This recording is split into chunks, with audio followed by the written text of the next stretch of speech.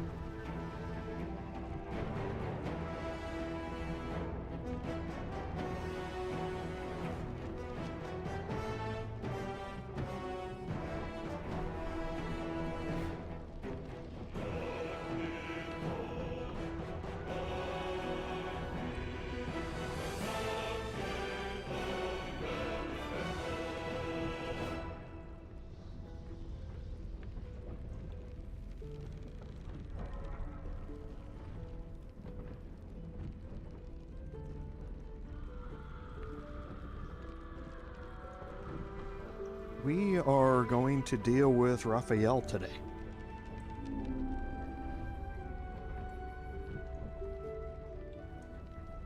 So we're going to venture into the House of Hope. We're going to fully explore and loot all of that for some really good items. And then we're going to open up a spot in the ranks of the archdevils of hell for somebody else to move into, because he's no longer going to be there.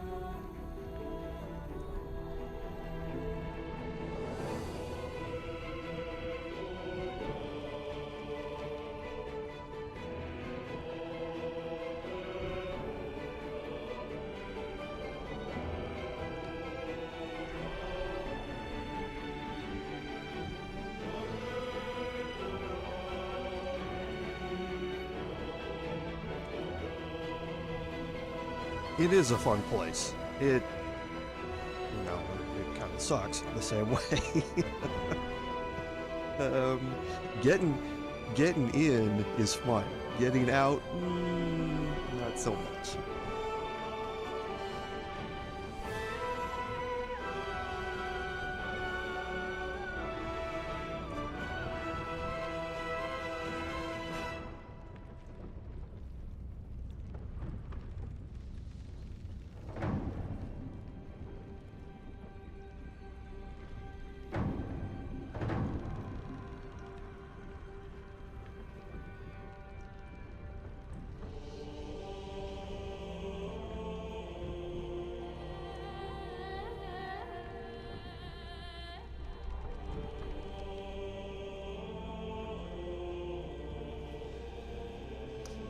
Yeah, things are going to get interesting today.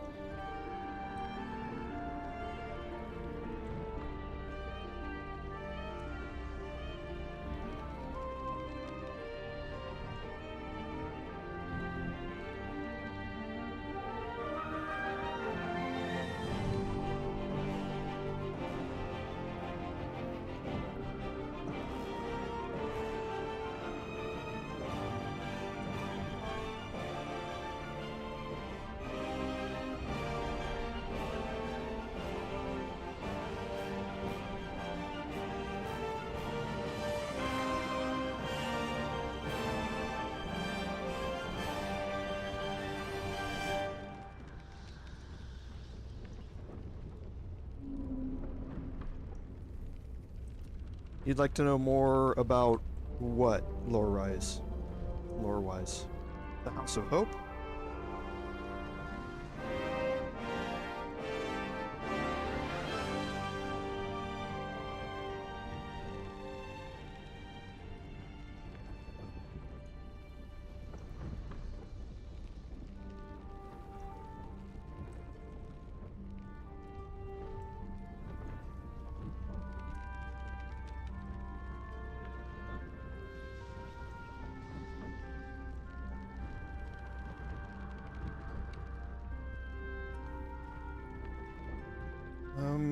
I don't know about the House of Hope in the Forgotten Realms. I don't believe that the House of Hope existed in the Forgotten Realms. If it did, I've certainly not encountered it in any of my campaigns. And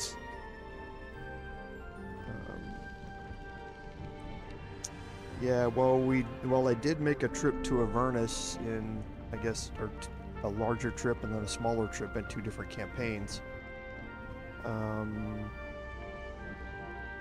Never went to probably the realm where his would be at.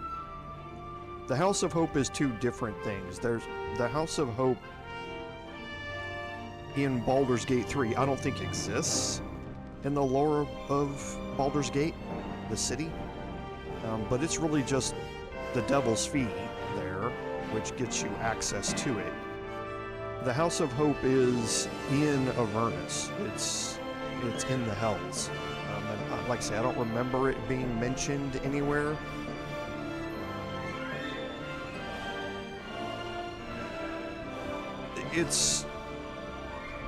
Yeah, I mean, part of the reason that it's named Hope is because of what we're going to see today.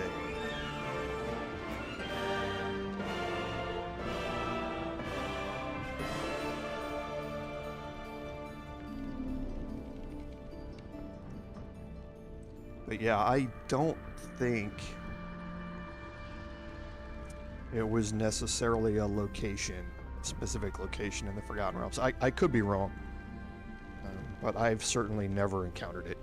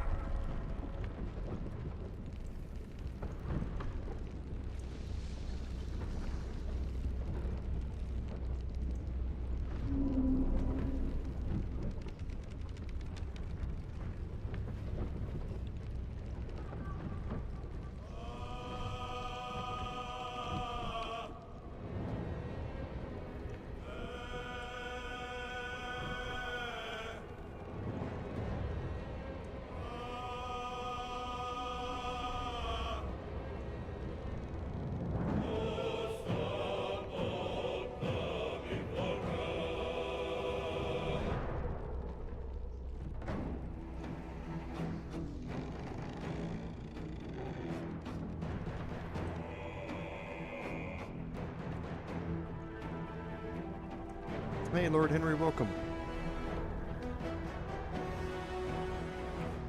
Oh yeah, Andy, I went through, I've played entirely through both the previous games. That's why next week is going to be so fun for me.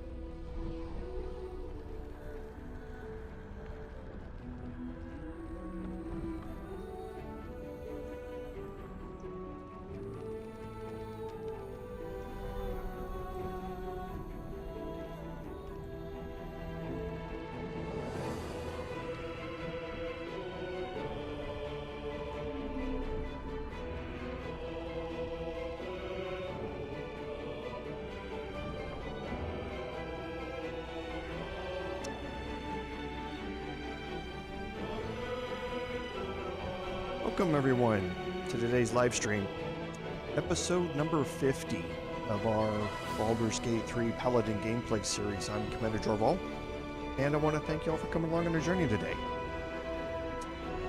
Nothing on admin notes, so on our recap, at the end of last week's episode, we had finished up in the Sorcerer's Sundries, and we learned about the Crown of Karsus there. Gale advanced his quest line. We're going to have to take a long rest here. And during that long rest, we're going to expand on that some more.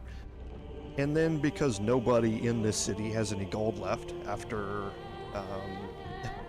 prepping for last week's episode, we're going to, after we take that long rest, spend a little bit of time selling off some items before we get buffed up and we head up to the Devil's Fee to start working on the House of Hope. And it's fitting for the 50th episode here that we have a big adventure planned out in front of us. And let's jump in and we'll get started here.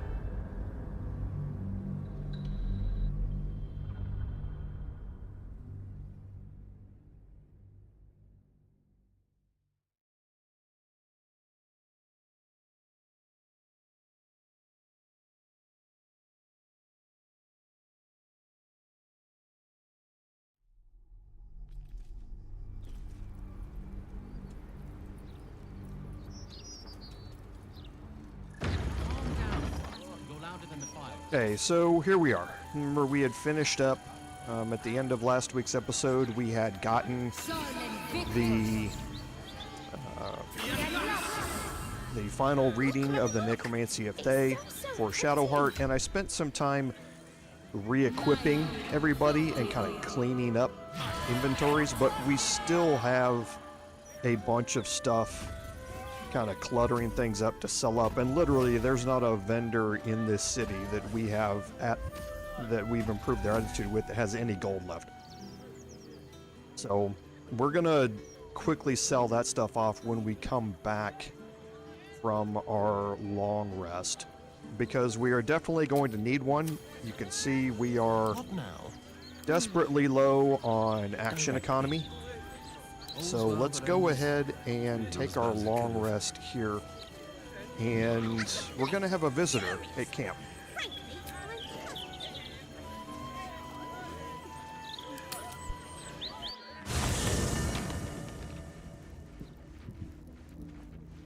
Okay, so here we are in camp.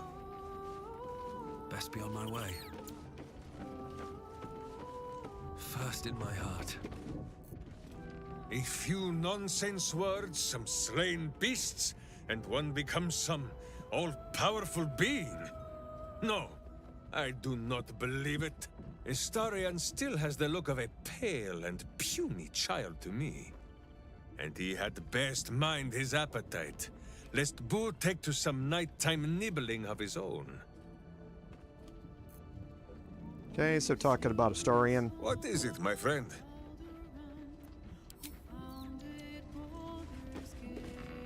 That little hideaway that we found in the cloister.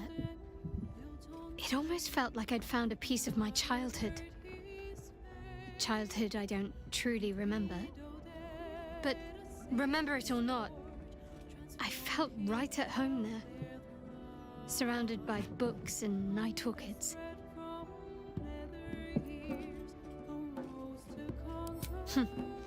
Don't tempt me. Might find it hard to leave. Well, can you imagine what it would have been like growing up in that place? Endless training, no privacy, facing scorn wherever I looked. I can very easily imagine I needed somewhere to escape to, if I was to survive. Nocturne and I must have come here a lot. We probably had plenty we wanted to hide from. Anyway, I think that little hideaway helped shape who I am, as much as any sermon or training did. Funny the things that influence you.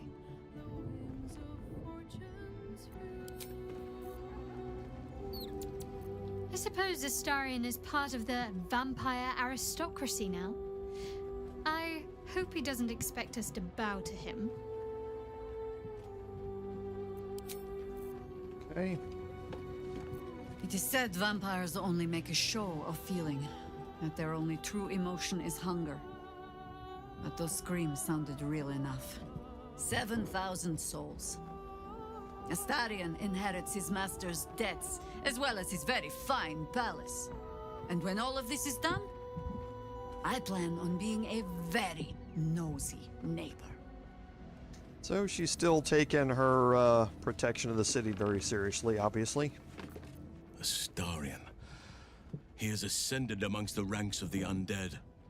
I can only hope that he does not come to regret the price that he paid.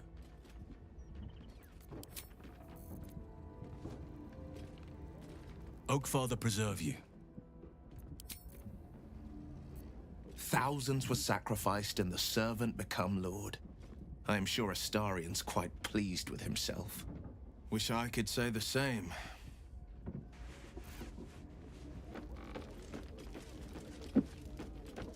Okay, and now up here, Elminster is here. So let's go talk to Astarion first.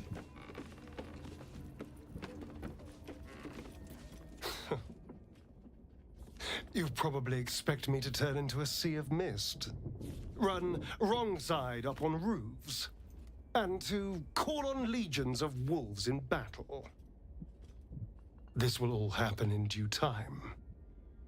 But for now, patience is required. I hear the whispers of the night, but I can't yet speak its language. It's going to take a while to become acquainted with my new self. Everything lies ahead. I can see my path to a waking dream. From the Crimson Palace, I will govern day and night. Create a city of spawn who bow before me. Cast a fog over the world for my children. But first, we must manage the trifling matter of the brain. Perhaps it will listen to us. Perhaps it too will serve. Of course, so do I. Luxury, sin, all the Baldurian comforts I'm finally free to enjoy. Hey, so obviously a change in Raphael. So, a vampire lord walks among us. A powerful ally to have at our side, and a powerful enemy should our intentions diverge. Things are getting more interesting by the moment. Now let's talk to Elminster. Elminster? Oh, hello, my boy. No, don't mind me. I'm just enjoying a lungful of Baldurian air. Yes, a distinctive aroma, though perhaps not one worthy of bottling. I hear you've been browsing in the most esteemed of Emporium's sorcerous sundries. Indulge my curiosity. What wonders did you discover there?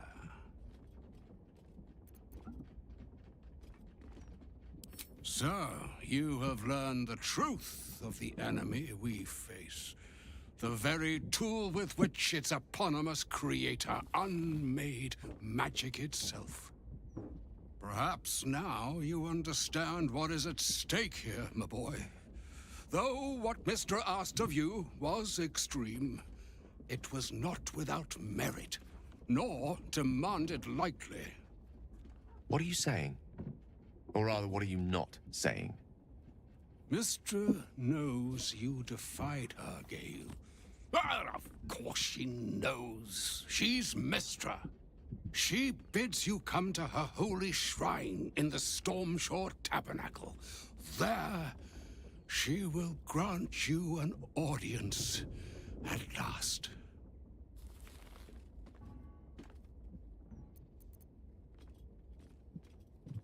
I'm curious enough to make the attempt. All right.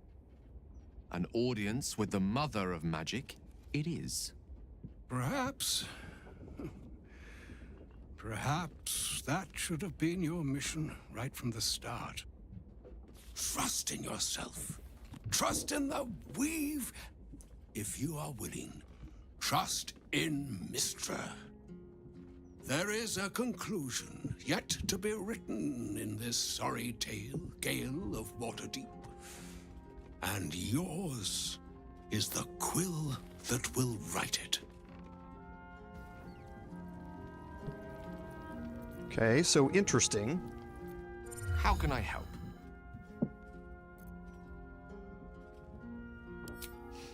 I've often asked myself the same question, and never really found a satisfactory answer. He clearly sees something in me that I can't. The wisdom and intelligence required to overcome almost insurmountable odds, perhaps? Or the stupidity required to attempt it. I take it as a compliment either way. You don't get to be 13 centuries old without becoming a sound judge of character. And cheese, apparently.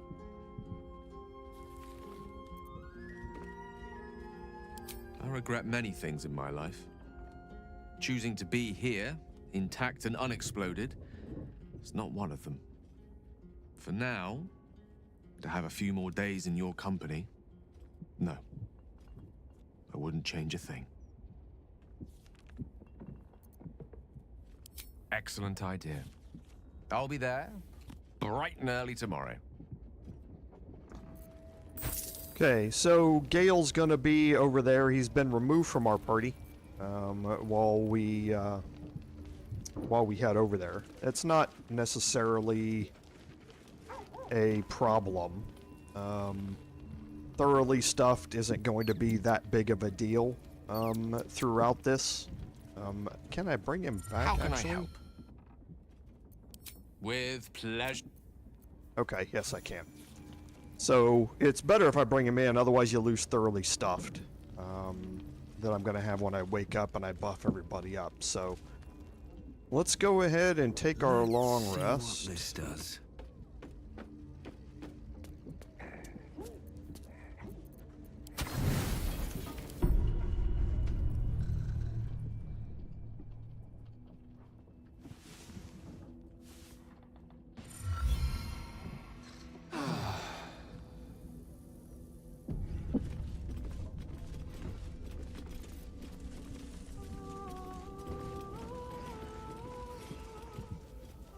Okay, so we'll head up here. And I definitely want to take an elixir of cloud giant strength for this. like I say, now is not the time to be skimping on... How can I help? Let's leave Astarion instead. I don't want Gale to be... So, Mistress requested a chat with Gale. Unusually polite for a god. I do hope it goes well. We've pissed off enough gods already. Oh, darling, I'm hurt. It sounds awful. Okay, so we'll bring Zenith in. We'll bring Shadowheart over here. We'll get everybody buffed up real quick. This vessel is at thy disposal. This... What's next, I wonder? No time to waste. Time to press ahead.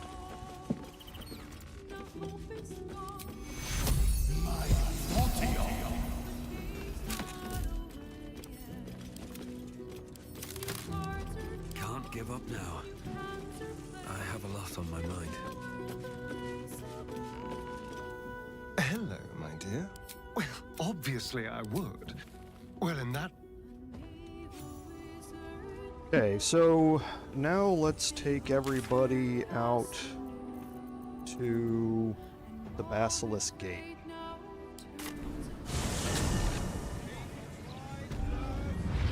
Okay, now that we're here, we'll finish buffing everybody up.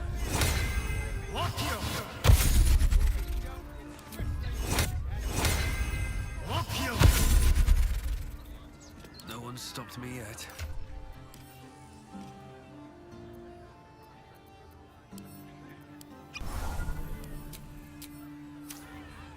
We'll go to... Time to dally.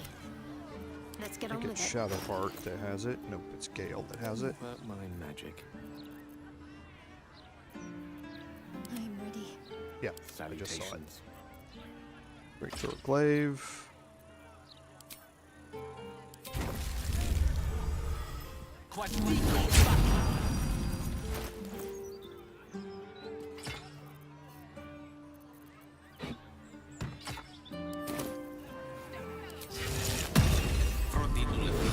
And we'll get our arcane wards up.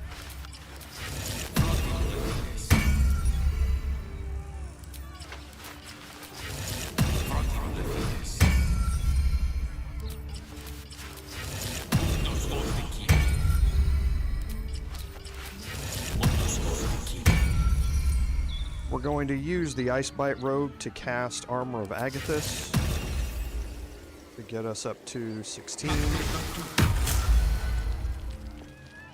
But we'll wait and see whether or not we're going to keep the Icebite Robe or if we're going to change back to Robe of the Weave or not. Kind of play it by ear as we go here. Okay, so we can talk to Gale. In it. So all it took to get Mystra's attention was to learn how to reforge an artifact that once destroyed her. It's obvious when you stop to think about it. Well, I doubt it's an apology for asking me to die on her behalf. Whatever it is. If it's important enough to send Elminster, you can be damn sure she's serious. This is a conversation that's long overdue on both sides. I owe it to her to hear her out. Come what may afterwards. After you. Alright, Swift as my feet. so can carry let's me. head over here, and I believe there's another conversation with Gale.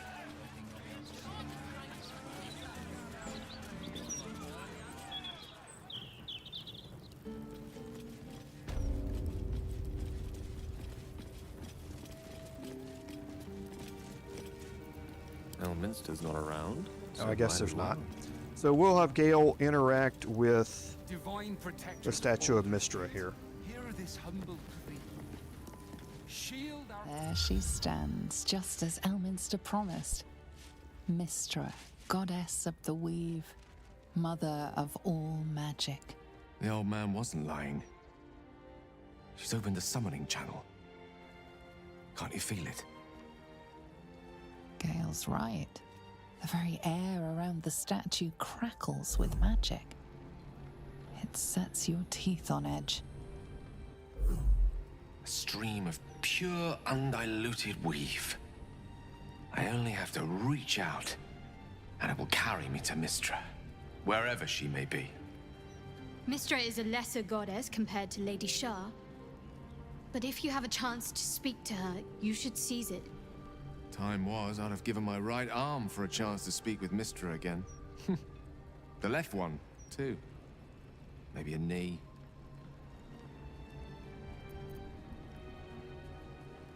Am I? You're right. I am a strong, capable wizard. And this is no more than a casual reunion with an ex-lover. My omnipotent, omniscient ex-lover. I always wonder what being nervous would feel like. I hate it. During my time locked away in Waterdeep, I prepared a quite comprehensive speech for her on the subject of our former relationship and the manner in which it ended. Alas, recent events have rendered the majority of it moot, so I'm gonna have to improvise. Unless you have any words of wisdom to impart before I go.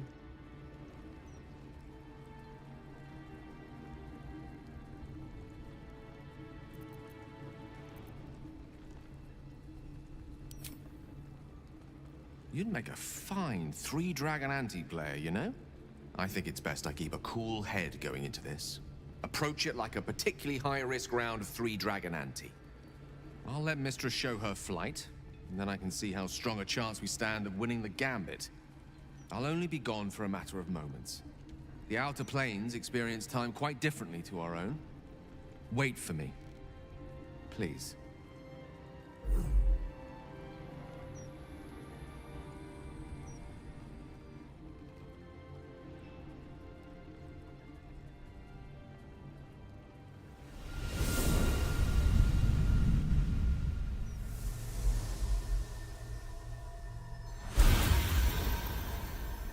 Gale of Waterdeep.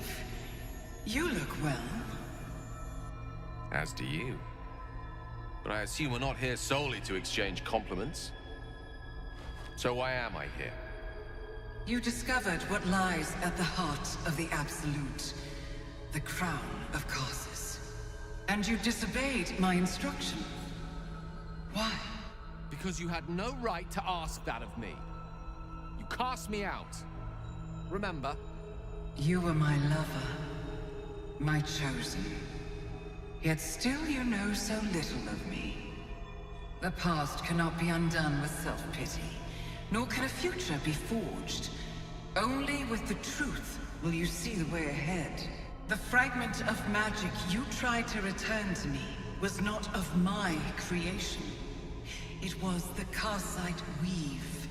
It is a corrupted, half-born magic, wrought in the brief moment Karsus ascended to godhood. It hungers for power, just as he did, and it can never be sated. You unleashed something that would consume all magic in existence, and yet you thought only of preserving yourself. So that's what you're scared of. With the crown of Karsus reforged, I could take control of the Karsite weave. You can no more control the Karsite weave than a weather vane could control a storm. That it entered your body and consumed no more than your powers was a miracle. But we will not be granted another. The only reason the orb sleeps is because I have allowed it to feed on the true weave. A temporary measure, but one that will not be enough to save us. With each day that passes, the Elder Brain threatens to become a new kind of god. Its worshippers, a scourge of soulless illithids. If you will not use the orb to end this abomination, then you must find a way to separate crown and host. When you've done this, you must surrender the crown of Karsus to me. A great ask indeed. You've given me much to think on. As you always did. So be it. Follow the needle of your own wisdom. We shall see how truly it leads you.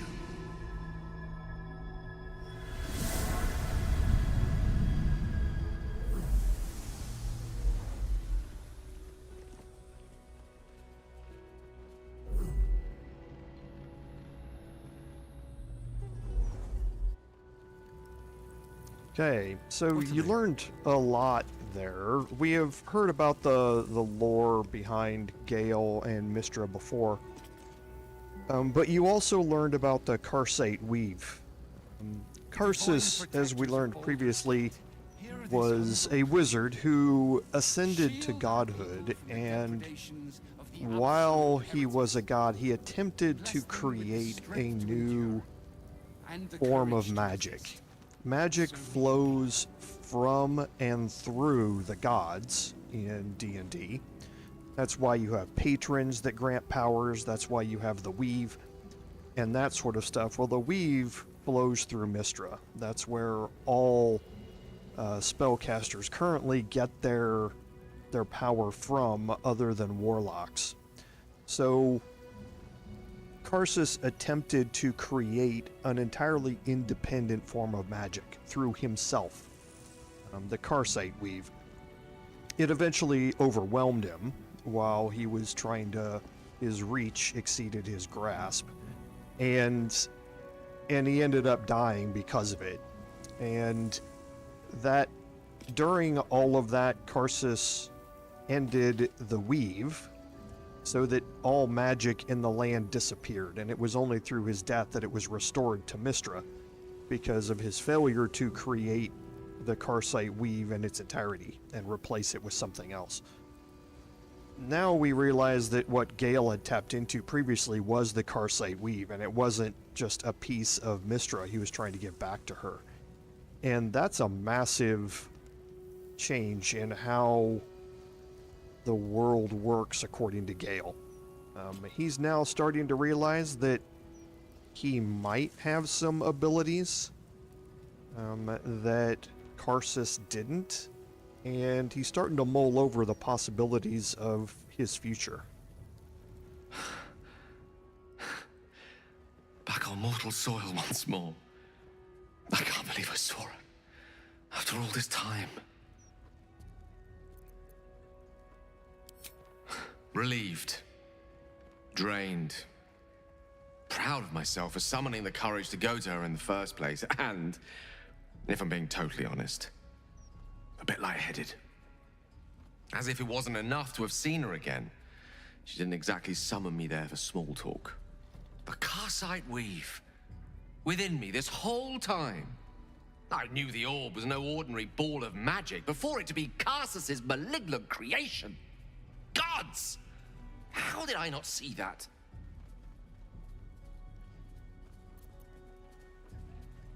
But I should have known. What right had I to go about declaring myself an archmage when I was as foolish as a common apprentice in setting such an entity loose?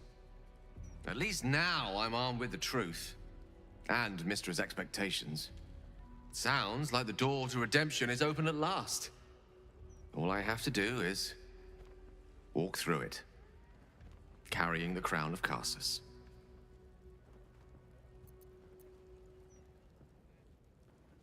Perhaps.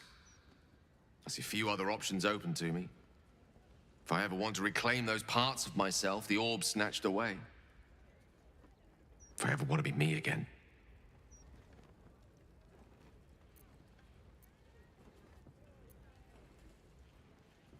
Oh, I suppose there's no harm continuing to entertain the idea. Quietly. Now, I believe we've a date with an elder brain to get to. Shall we? So yes, you can see that he's still, now that he realizes what is in him, he realizes that the crown of Karsus could help him control the Karsite Weave. And in that case, as I said, he would be the god through which a completely separate form of magic than the Mystra Weave would empower mortals in the Forgotten Realms. And that's enticing to him in a lot of different ways. And we're going to see how all of this plays out a little bit later in the game. So now we're going to head up to the Devil's Fee. This is going to help us get into the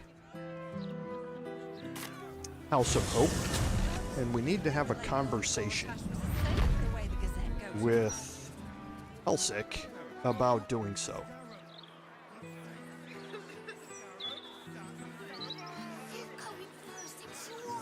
So again, the Devil's Fee is a real thing in Forgotten Realms. As I was mentioning in the intro, I'm not sure if the House of Hope necessarily is a real thing or not.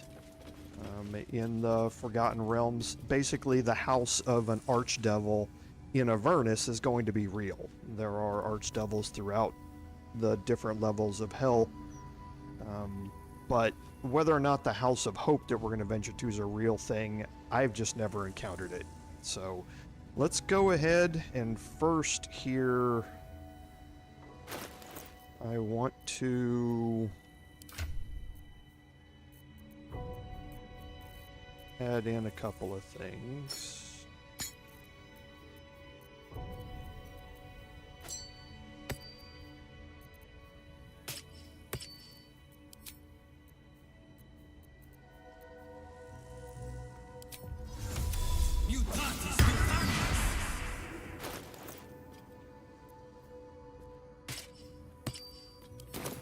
And we're gonna go talk to Helsik. I want to have a word.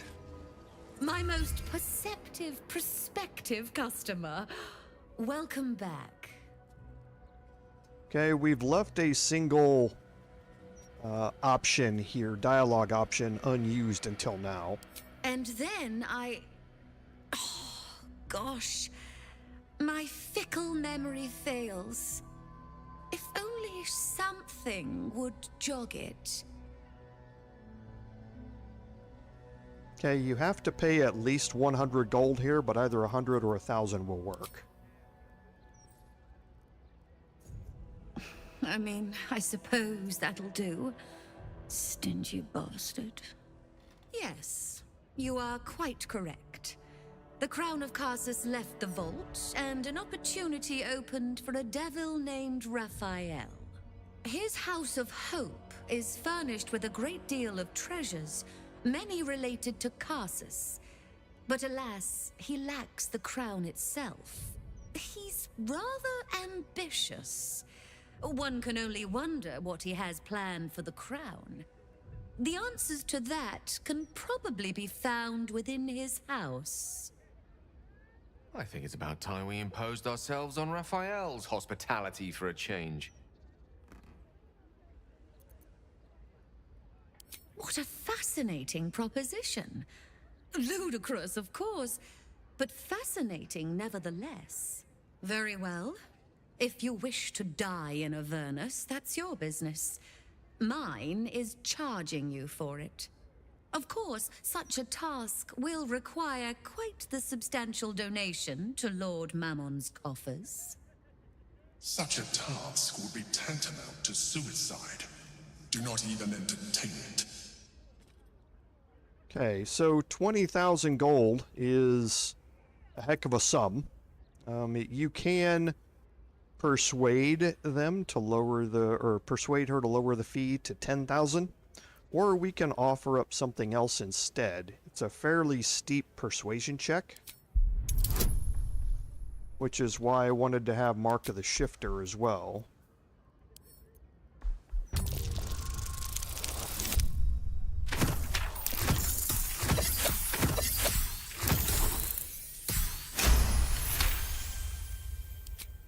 You put me in a difficult position, mortal. You are almost certain to fail. Almost. And so, there is a chance you might succeed. Fine. I'd like to be able to carry all of my precious stock without the need of a team of oxen. There are gauntlets of hill giant strength within the House of Hope. Free passage, and you fetch them for me. Deal? Allow me to outline how this is going to work. First, you were never here.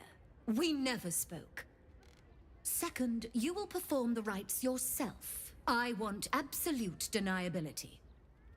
Here's the grimoire and necessary components. Oh, take this key, too. It unlocks the ritual room upstairs. There's a blood circle already drawn. Don't ask whose blood.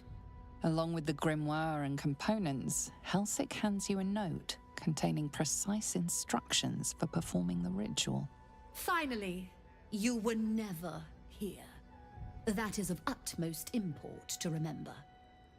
Now be gone! Okay, so we received some items. We're going to look at those here in a second.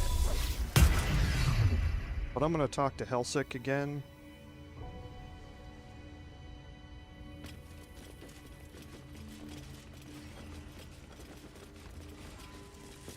My most perceptive prospective I customer. do want to empty out Welcome our back. inventory here real quick.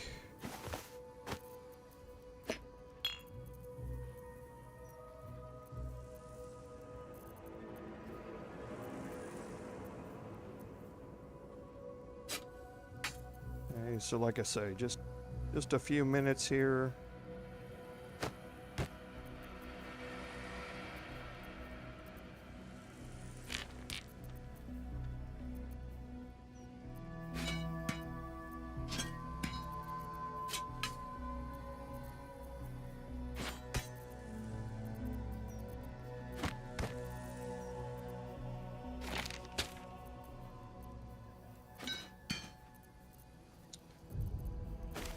Okay, almost done. Okay. She has a lot of gold remaining here, and remember, we have some books that we can get rid of here.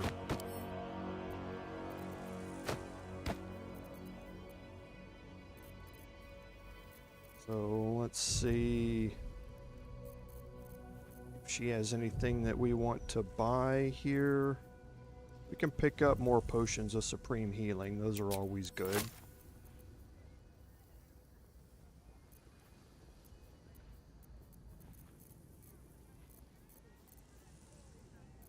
Don't think there's anything else. Actually, a scroll of blight would be pretty good for what we have coming up. I would like to get a little more from her, another 290-ish.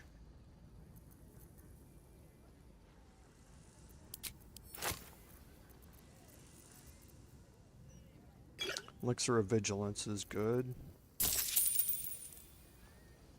Okay, that's close enough.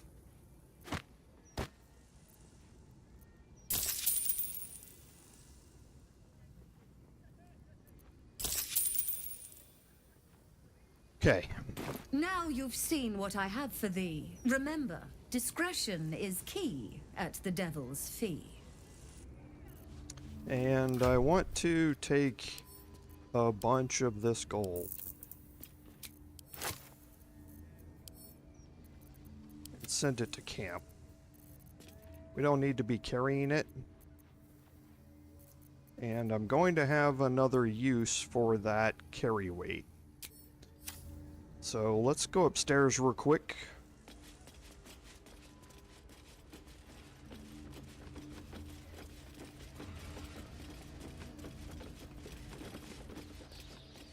Now remember, we've already been up here, so we don't need a key to unlock this. We've already disabled the ward here. And we have seen the blood circle before. I strongly suggest that you reconsider this course of action. Whatever you expect to gain from the Hells is not worth the risk of traveling there uninvited. So the Emperor's not too thrilled about us going there. And I'm going to switch into the overhead strategic view here for this. So you can read the ritual here, and it tells you what to place where. Okay. Those items are here. So the first is, and you'll be able to tell when you place them right, but we'll start with the skull, and we'll place it in this circle here.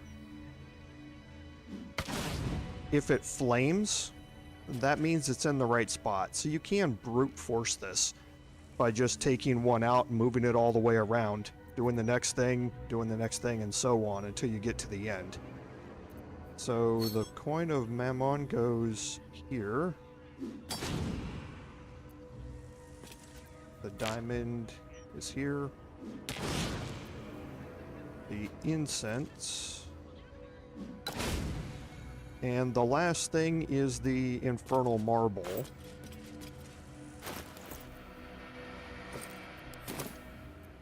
And this goes in the center. Signing the devil's contract is an impulsive error. Do not seek to correct one mistake with another. Okay. Now, before I head in there, once you head in there, it's a one-way trip. So once you go in, you are in there until the bitter end, one way or another. So before I go in there,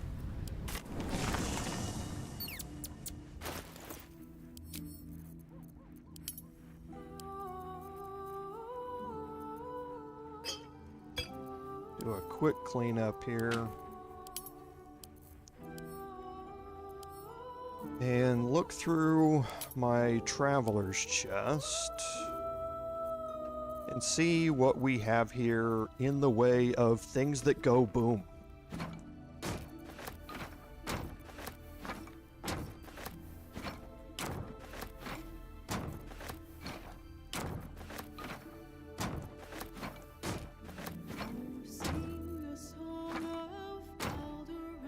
Okay.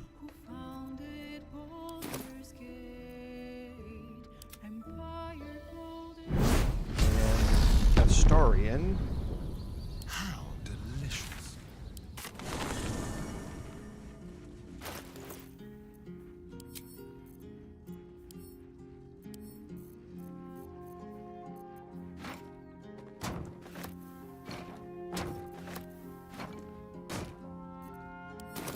Okay. And I should have just joined everybody up. I should have hit group before I came back, but it didn't.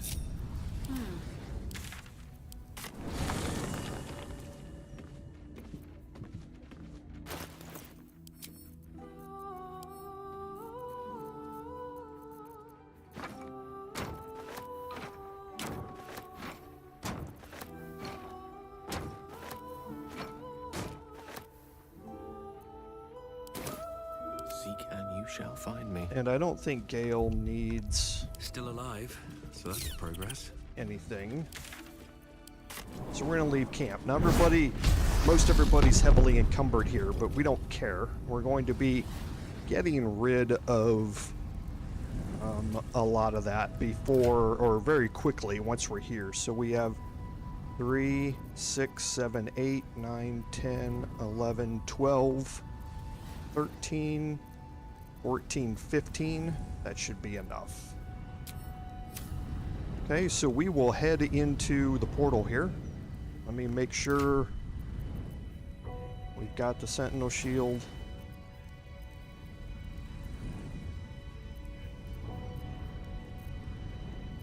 And make sure all of my items are where they need to be after our previous encounter.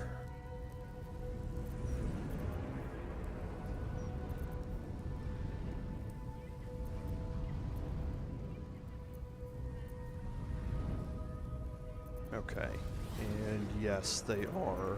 I have Astarion still. He needs the Eversight ring.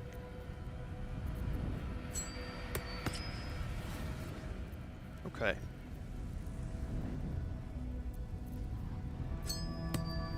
Just keep all three of those together so we know where they are. Okay, so I think I'm ready. So let's head into the House of Hope.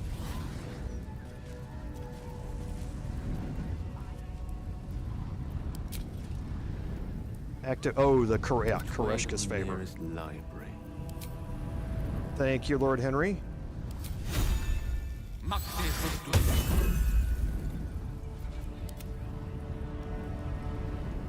Now we'll go in.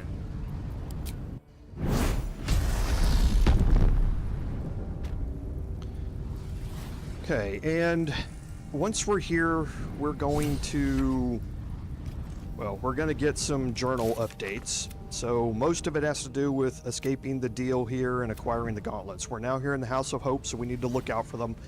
And either, we're now escaping the deal here. We're probably no longer going to fulfill it. So now let's do a little walking around. I don't hear the Emperor. Can't reach us here, I guess.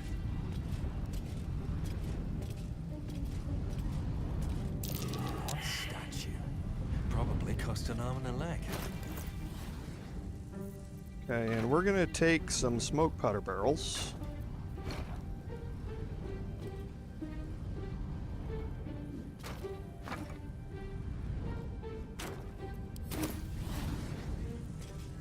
And pre-position them.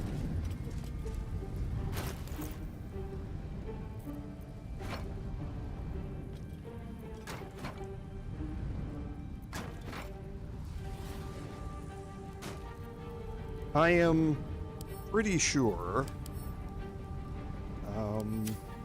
that 2 of them at each one would work, but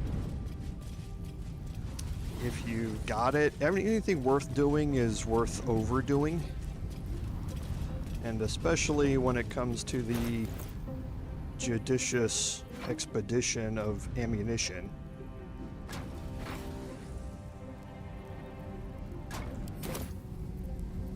Well, hello. Let's move.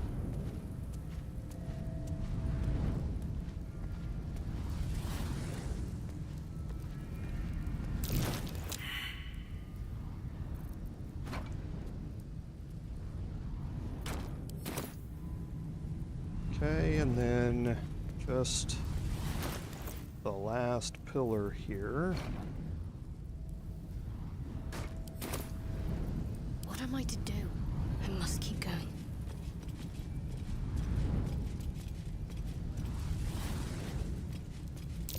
Look at that thing.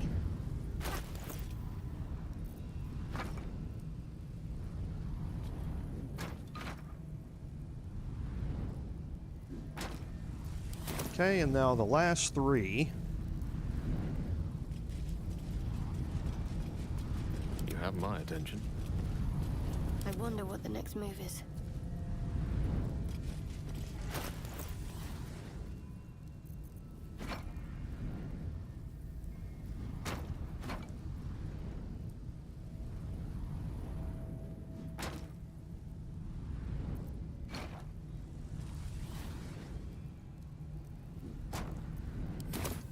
Okay. Looking ahead.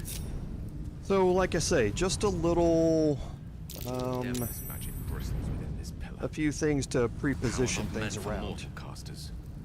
And we did actually get somebody to pass the Arcana check there, and then we learned that these are a way to channel magic into somebody, a way not for mortals to use. And there's nothing really to explore here in the foyer. So we're gonna head out. On my way.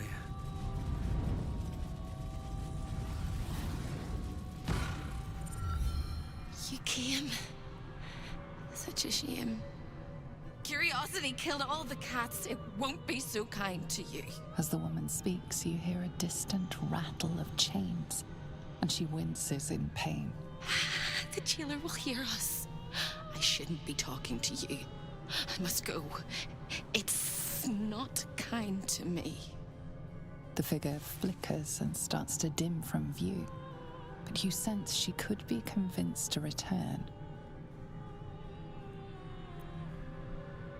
The figure shimmers brightly. Your words seem to have piqued her curiosity. Who am I? Oh, it's my favorite question. I scream it into the dark while I sleep, and whisper it to my memories when I wake.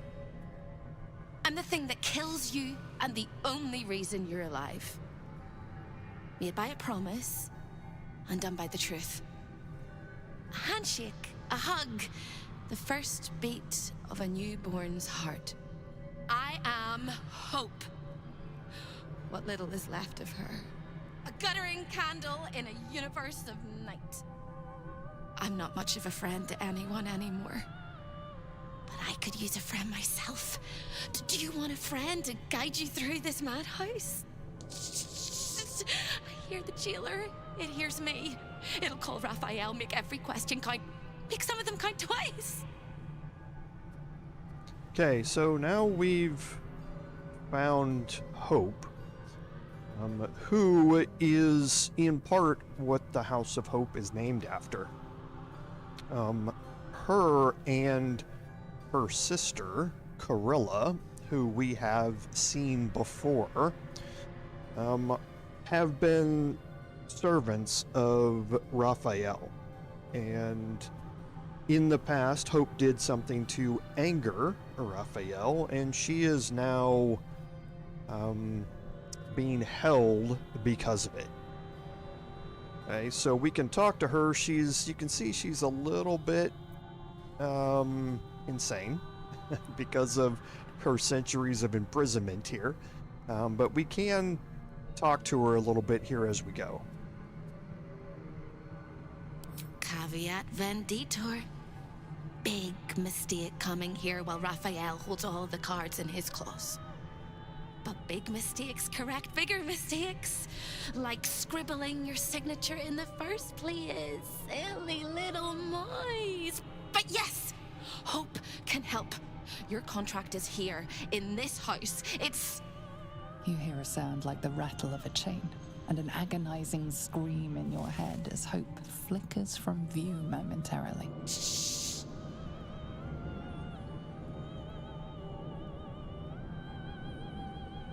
Quiet.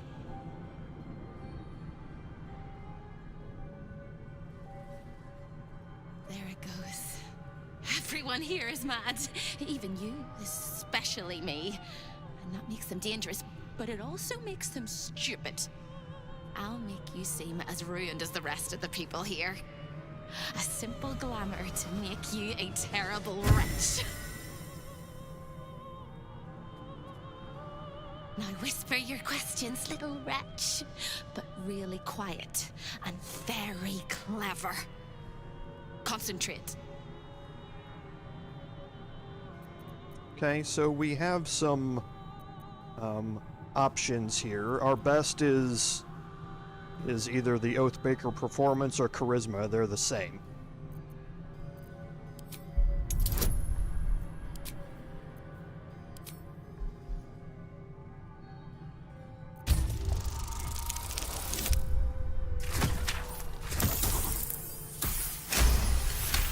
And hey John, welcome to the stream. Sorry I was a bit preoccupied with the dialogue here. Yes, as Lord Henry said, the system requirements are on Larian's website for it. I would not recommend the minimum requirements, just between you and me. I would go higher than those, especially when you get into Act 3. Things have changed quite a bit since the release, but yeah, I would try and go above those a little bit. And I won't go into it too much, but like I say, just as a reference, I have a 3080 Ti that I use as my graphic card, and it works perfectly well to function throughout here. Remember, quiet as a mouse.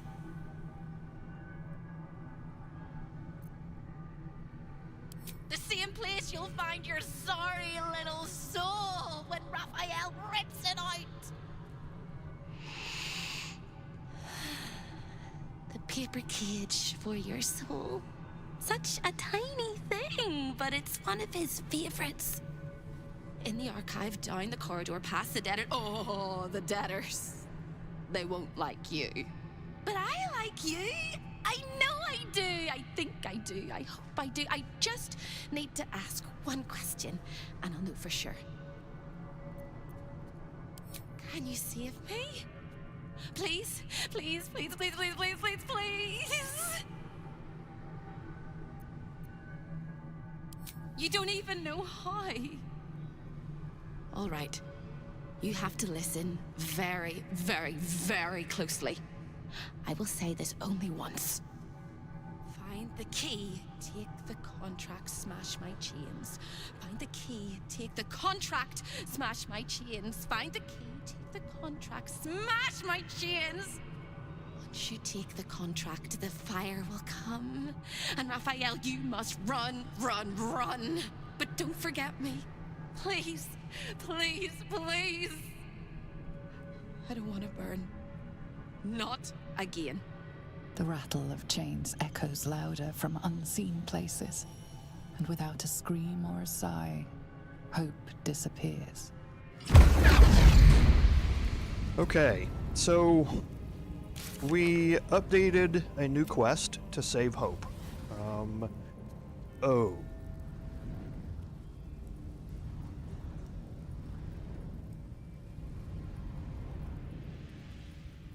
Oh.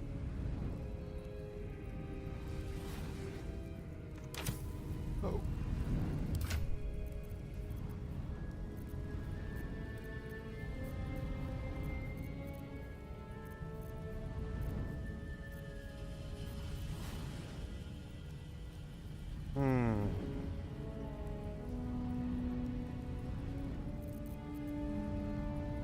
That's a problem.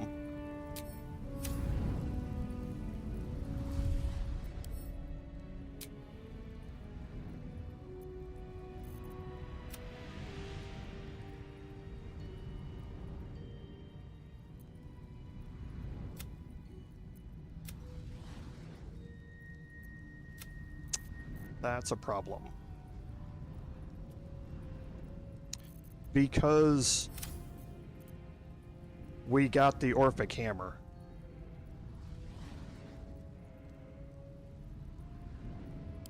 And I don't have it in my inventory.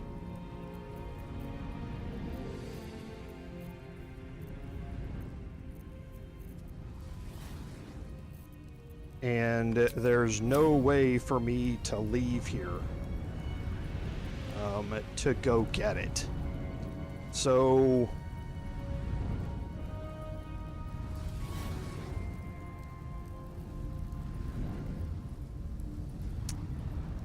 we don't want to do that.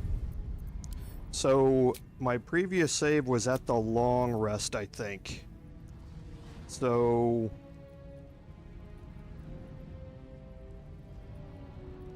yeah.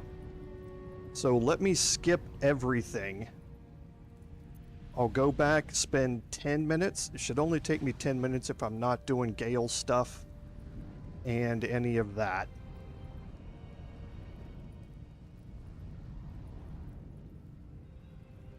Because yeah, we need to do it. We need to do it. That's my fault. And you know, right before I clicked on the portal, I said, why don't you save? Why don't you do a save here? Just in case you've forgotten something. And I didn't, and that's my fault. So I apologize for that.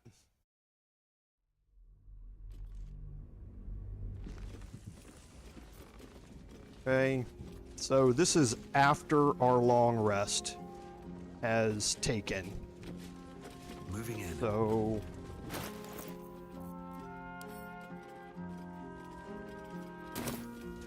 we'll just quickly, and don't hold it against me, we will just quickly go through this. I need a quick word. No, it won't, Lord Henry. This vessel is at thy disposal. But the vessel only stares blankly. You'll need to make room. What's next? Got to keep moving. What to do?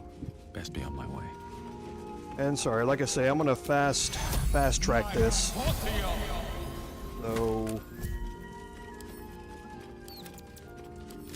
Since we've already seen it all, it should only take me about 10 minutes to get through it again. So, Miss, I do hope it goes well. Perhaps if you lost a... well,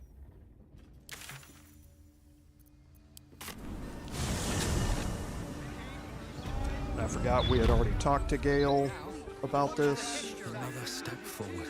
So we'll just, again, fast track through all the cutscenes. We don't need them. And then when we load up on the barrels, we will load up on the Orphic Hammer as well. Dedicated to Selûne. There she stands, Gale. Time was, I'd have given my right. I always wonder what being nurtured. Alas, recent events have rendered the majority of it moot, so I'm gonna have to improvise. The summoning channel Mystra has provided is one only I can enter. No matter how much I'll... Gale of Water. So be it.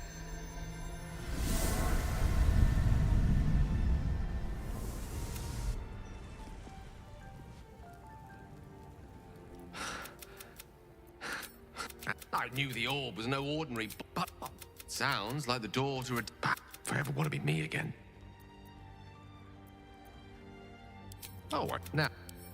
Alright. So, now back to... Devasty.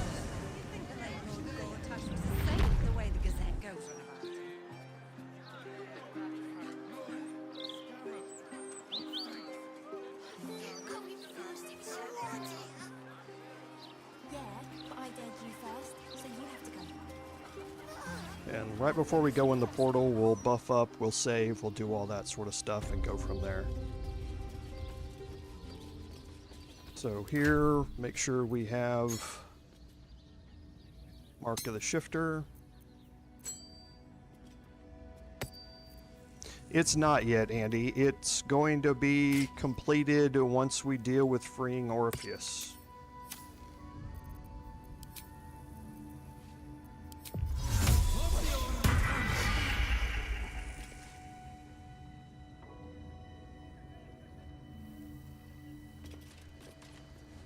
My most perceptive and then here's... Then perhaps we should drop by and... Of course. Such a task would be tantamount to suicide. Do not even entertain it.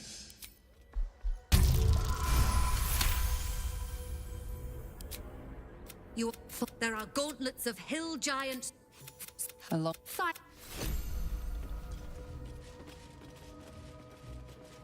Okay.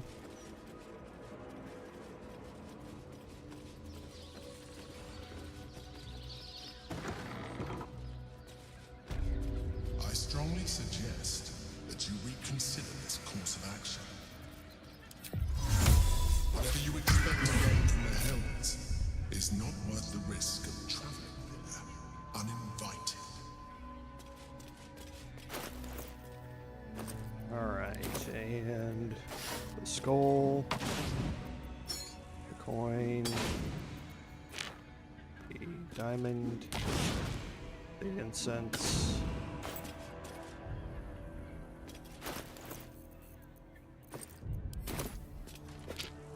and the marble. Signing the devil's contract towards an impulsive error. Do not seek to correct one mistake. Okay, now here, let's get all of our buffs up.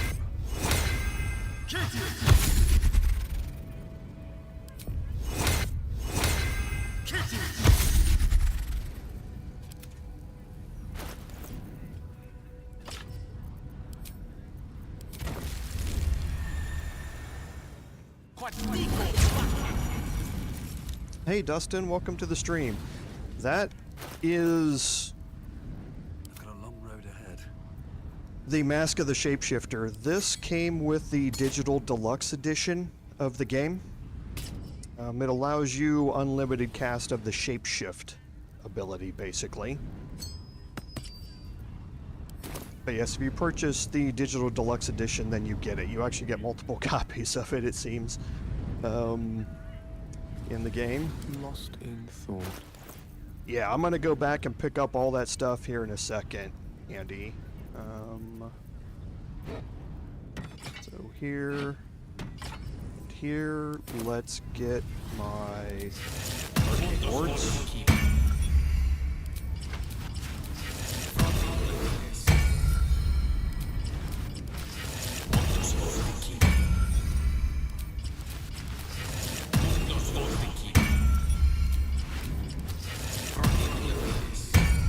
Paladin armor of Agathis. Trigger Koreshka's favor. At least things have stayed interesting. And now we're gonna head back to camp and we're gonna pick up a bunch of things out of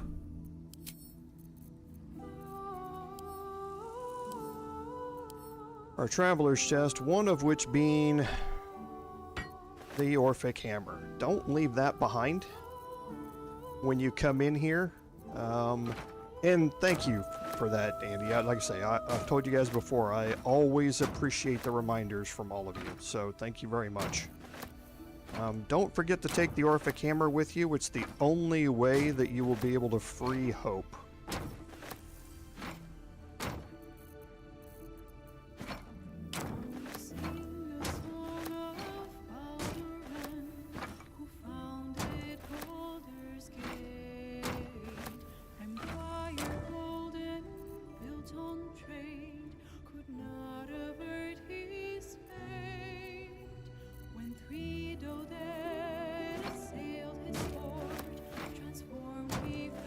So 2, 7, 10, 14, one more.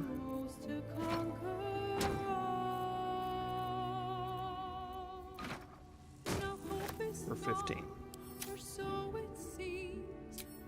Okay, now we're going to leave camp and we're going to save. Like I should have beforehand.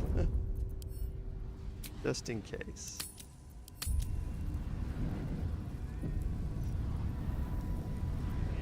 Okay, so one last check.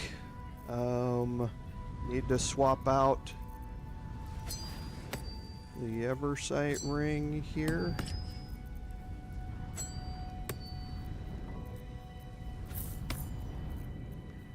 Keep those all ready for Astarion.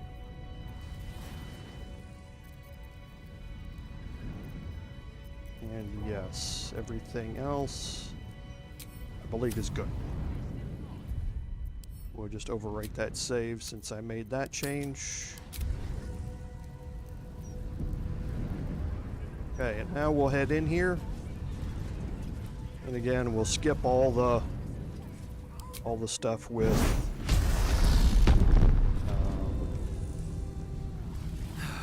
hope. They'll catch a break. I don't hear the Emperor. Can't reach us here, I guess.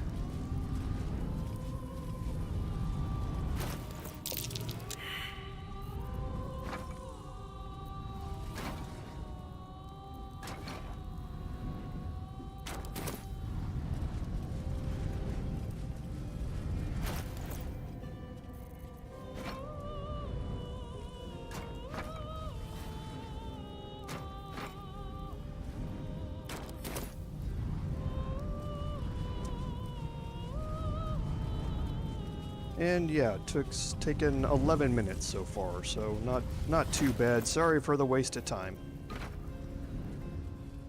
A long way to go still.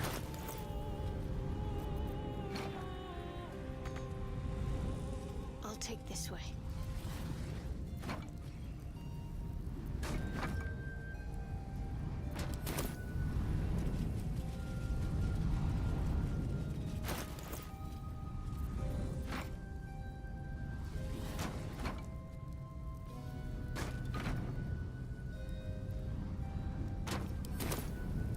Okay.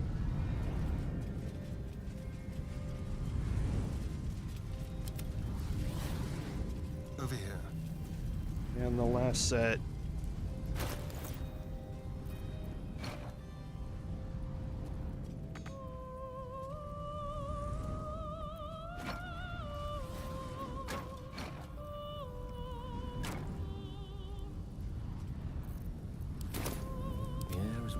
with magic.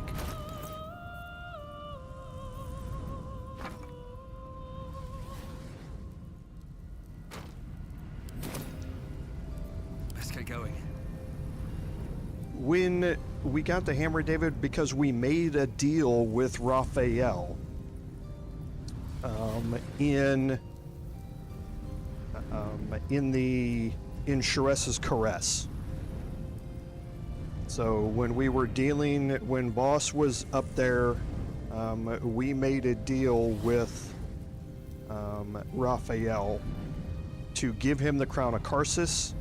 We signed a contract to that effect, and in turn he gave us the Orphic hammer.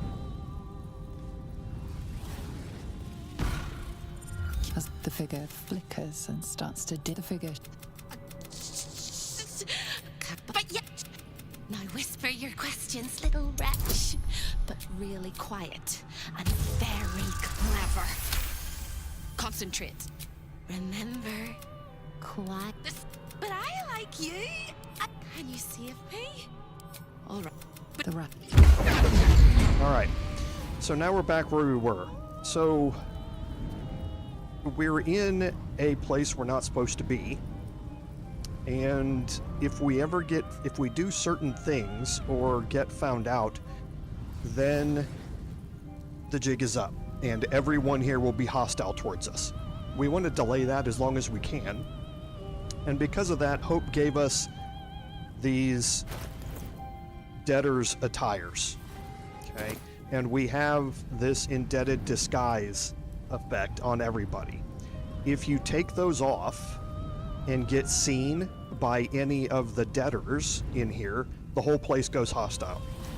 So you want to make sure you keep them on. Now, this is not preventing you from attacking or anything like that. You simply, all of this is just disguised behind you. Okay?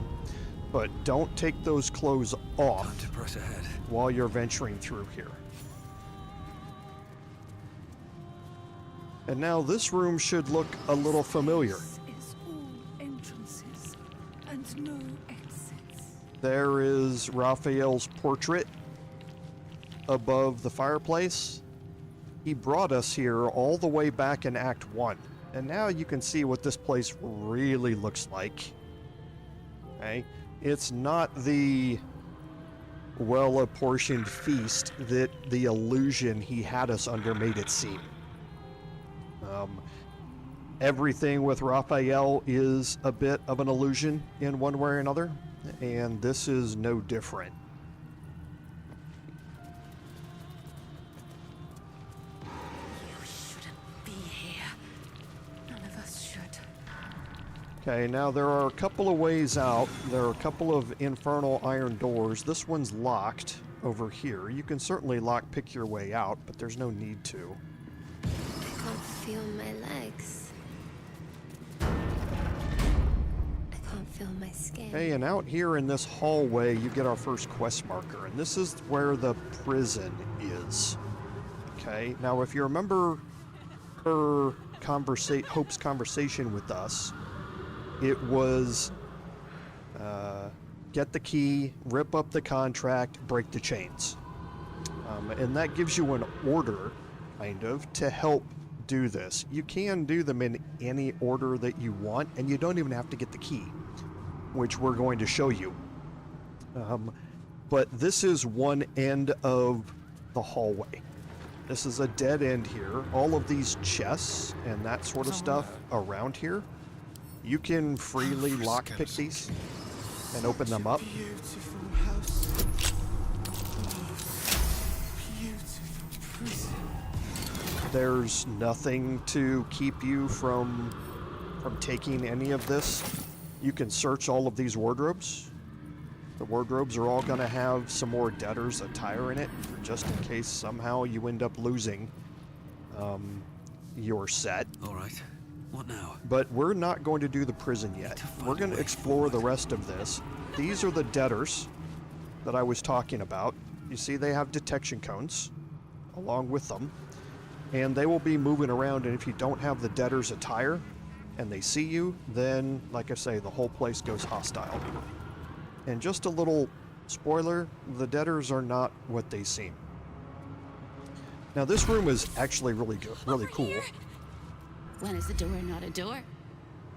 When it's a jam jar! We won't find a way out here. Or a way in. This is the chamber of egress. The portals here crisscross the planes, but they won't open to the likes of you and me. This is how Raphael consults with his clients so efficiently, no matter the time, no matter the place, and it's how he stalks his prey. Oh, there is. If you stare into the portals long enough, your mind starts to do cartwheels and tricks you into thinking you're falling into a horrible, yawning void. It's one of my favorite ways to pass the time. But you have no time to waste, or time will waste you. And what you need from the house is in the archive. Not here! Okay, and she gives you a little nudge and tells you where to go, that you need to go to the archive.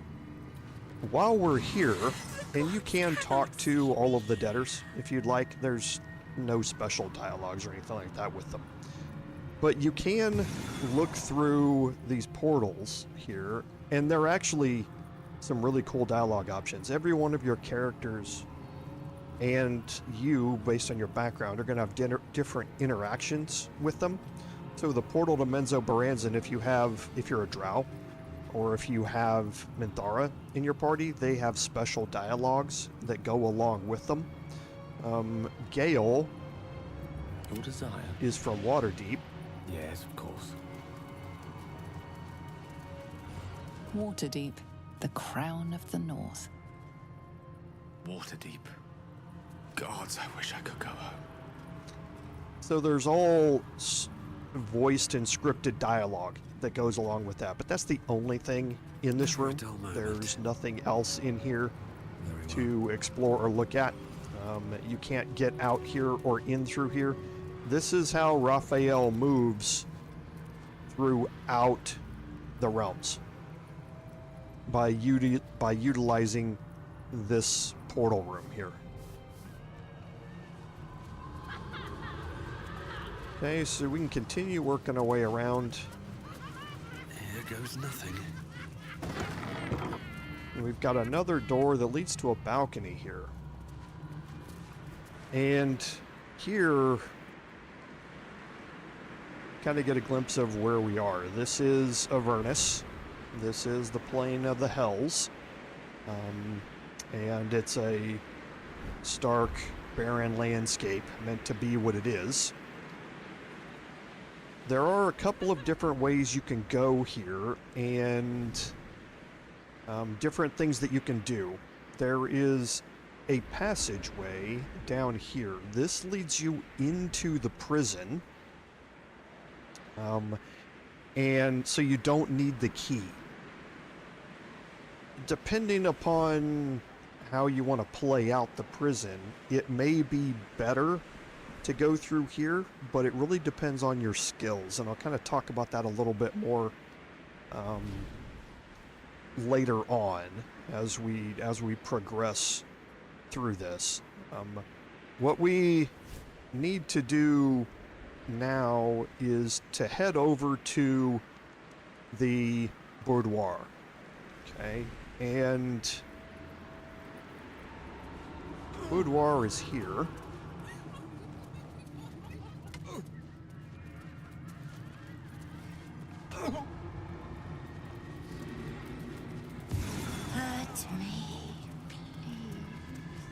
It's here, but it's behind this mystic force curtain, and it says show your invitation.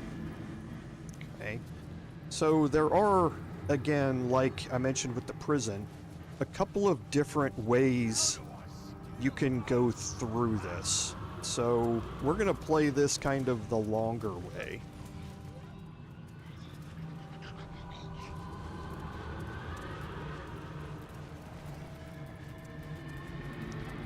Here you have another balcony that leads out. There's an eternal rat here that you can speak to. It doesn't tell you anything, but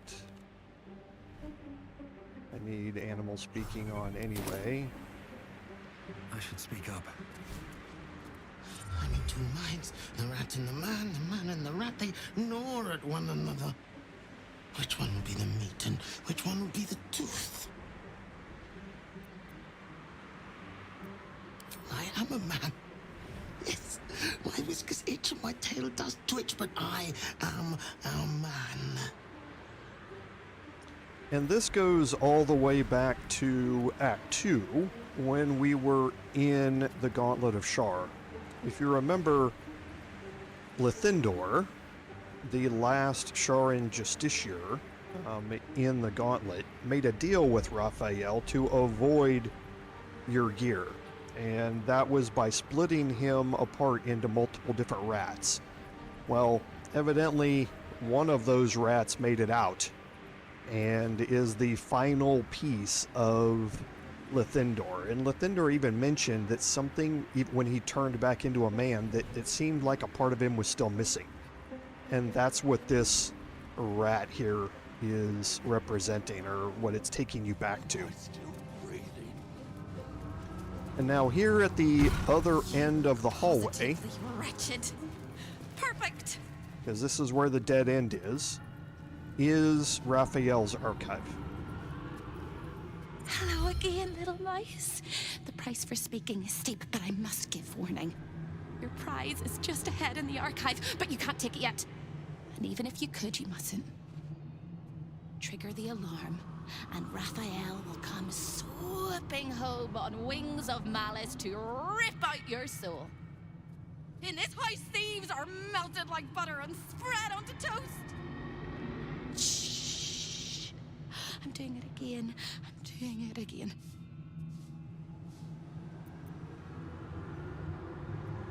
I can. I shall. I can. I shall. The archivist is the key, but he's as stubborn as a king and as serious as a heart attack. Exploit his fiddling weakness and make him grovel! Oh no. They hear me. Speak quickly, speak softly. You know how this goes.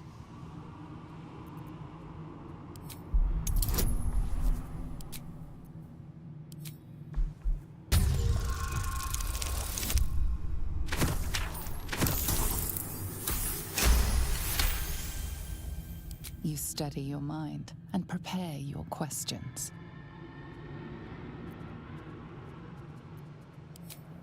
He fears authority figures. Perhaps his teacher took a strap to him and left a deep impression at an early age. There's one regular visitor that he particularly fears. She is... Shh. A crack like breaking bone. Hope winces.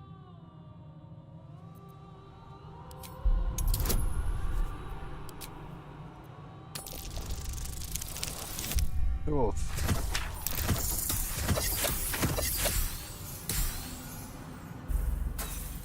Well, it was about time we rolled a 2. I'm going to use an inspiration for that.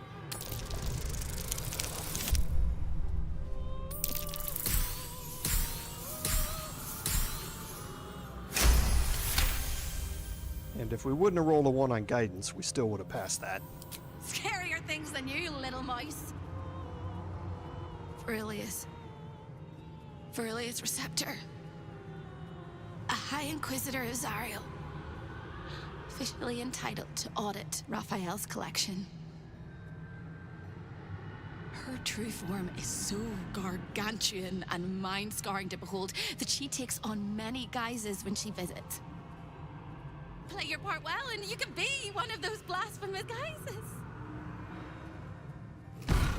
Okay, and that's a fairly important part for this because it makes it so much easier dealing with the archivist. Okay, so down here we do have another gilded chest. That's curious. We passed a perception check for the wine goblet here. You can interact with it. The spilt wine is laced with the perfume of an exquisite poison. An unexpected treat.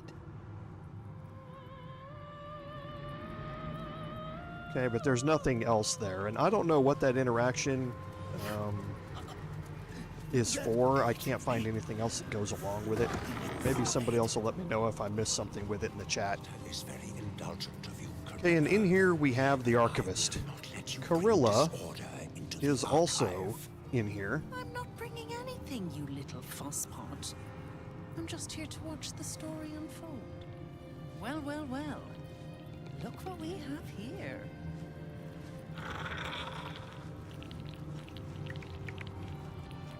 Raphael sees everything. A guest? Are you a client of the Master, or a visitor from elsewhere in the Hells? I do not believe you were invited. One moment. I shall consult the visitor's schedule.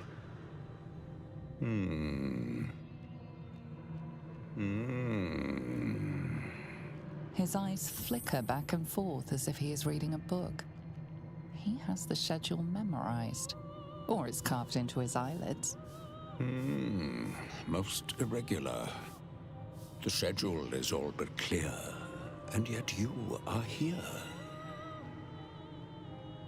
And here we get a deception option.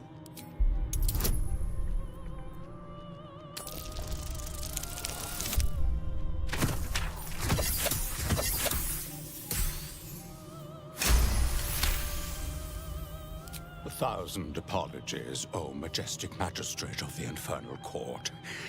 Your mortal guise is so vile, I found it perfectly convincing.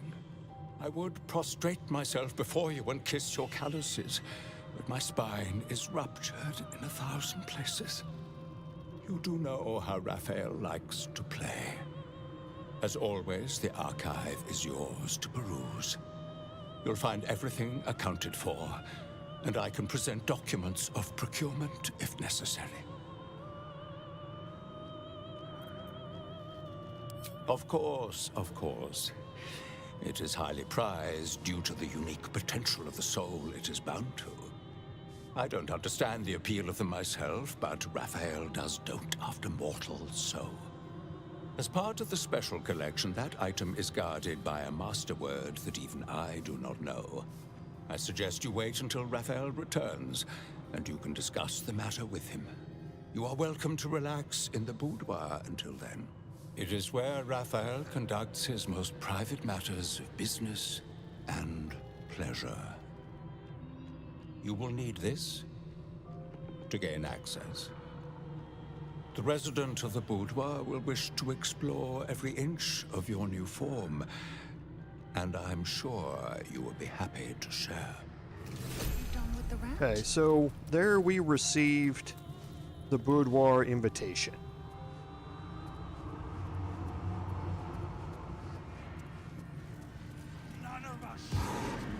So we're going to make our way back, and there is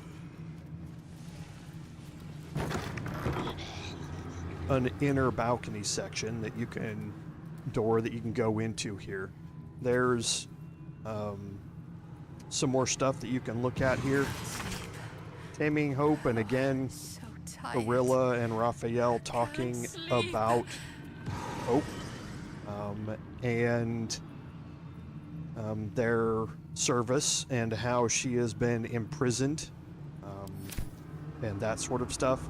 So her life has been pretty rough up to this point. And now here we want to do something else before we go into the boudoir. And for this, There's no time to waste. I need to have a perception check first.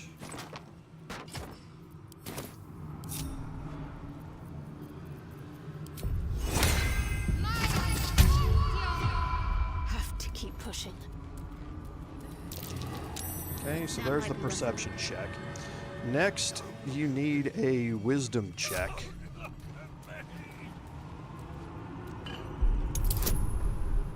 To find out how to operate this.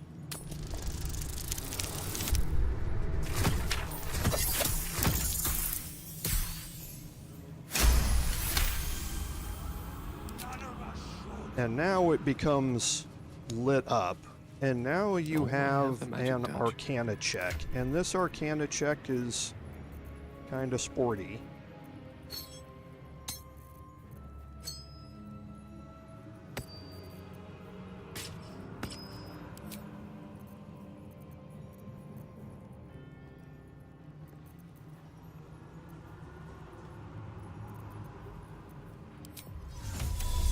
Mutatis mutandis.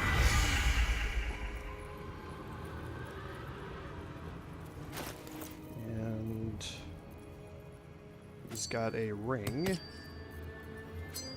that will help him as well. And like I say, it's a fairly sporty DC here.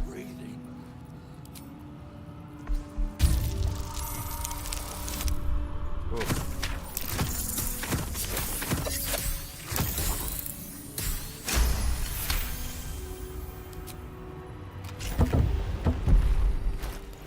Okay, and then before you forget, make sure you put his original gear back on. And now inside here we have this set of treasure crates. And again, you can take these.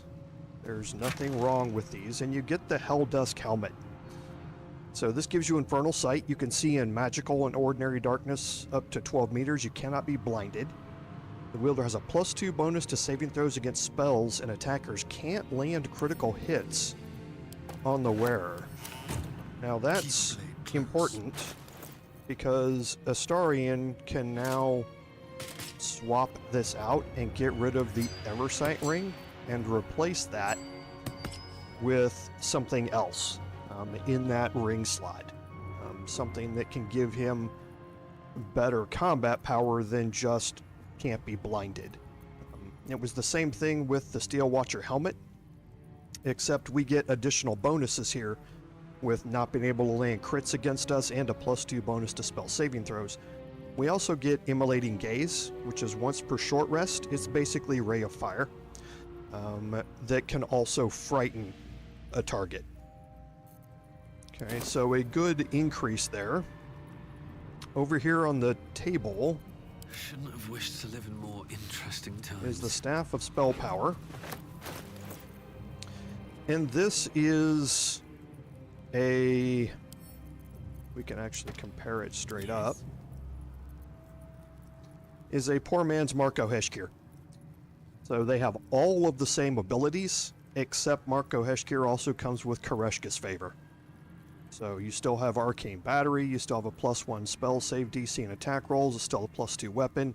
It's just Marco Heshkir gains Kareshka's favor. So there's no reason at this point to have the Staff of Spell Power except to keep it in your inventory so that if you do want to cast a spell, for instance, if Shadowheart wants to cast a high level her 6th level spell to buff people up or to bring in a planar ally, she can cast it and not use that spell slot. Okay, so that's important to know. We have 2 items now that can keep us from using that spell slot, and you don't necessarily have to be in combat to use those. Still breathing, despite everything. The last thing over here is Mole's Contract. Maybe I need more pockets.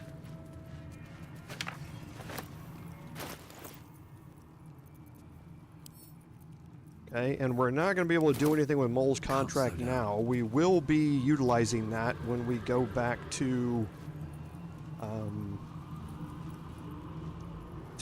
the oh boy, I can't remember the name. To the Thieves Guild, basically, which is now run by the Zentrum underneath Baldur's Gate. Okay, so here is the door, and it unlocks because we have that invitation that we got. I thought you'd got lost and died. The archivist told you to cool off in the boudoir. Well, here it is. A horrid place where pleasure is pain, and pain is pleasure, and hope cannot live at all. Everything in this house exists for Raphael's pleasure, and Raphael's pleasure alone. That includes Raphael himself, whatever form he takes. Okay, so here there are a couple of ways to go about the encounter you're going to have here. So first, taking stock of the room, we have these restoration faucets. These act like a long rest. So don't be afraid to use your action economy before you get to the final encounter with Raphael, because you're going to be able to take a long rest in here using the faucets. This is very similar to the restoration pods that you saw in the prologue, and also in the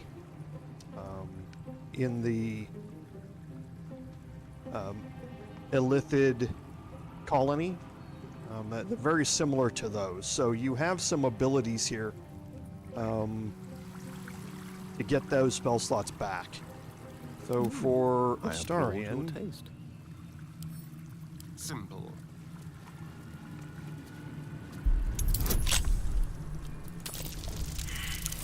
Fail. I knew it. I got a little complacent there.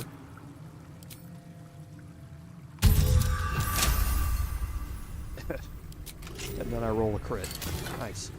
So you're going to get a potion of angelic slumber out of this. So again, this simulates a long rest.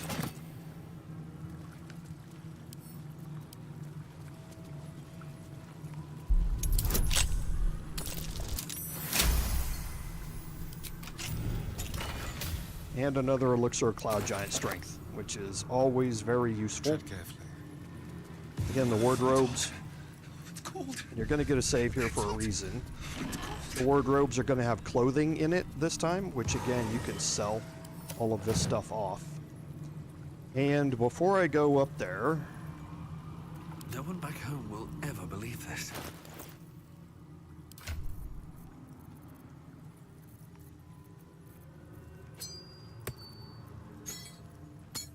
I want to do a couple of things. So first, let's get Mark of the Shifter.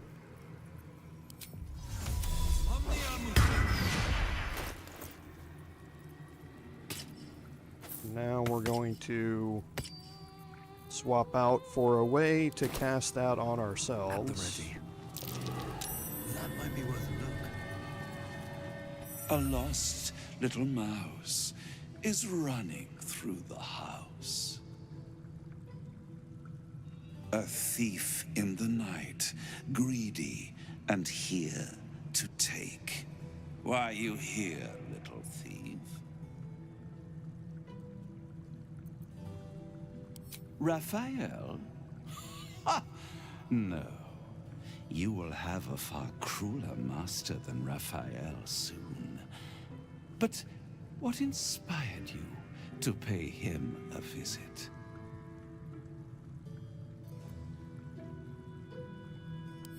Oh, I love a cheater. Why don't we play a game? You win, I give you everything you desire. But you'll enjoy yourself more if you lose. Okay, now there are a few different ways to play this out. I'm going to play the arguably more risky way to do this, and I'm kind of counting on something to happen here in a little bit, but if it fails, it fails, and it is what it is. All of my characters, or Shadowheart is still outside, it looks like, of combat, so I do have a character still out of combat. It's a surprise. Off with your clothes. Good, little thief. Good. Keep going like this, and you'll get to live. You'll be crying out my name soon. You'd better know it. I am Haarlep, Raphael's personal incubus, glamored and transfigured to look like him. I'm a perfect copy. He only ever wants to sleep with himself. What's better than the devil you know, eh? His violating stare sees more than all of you. It sees potential.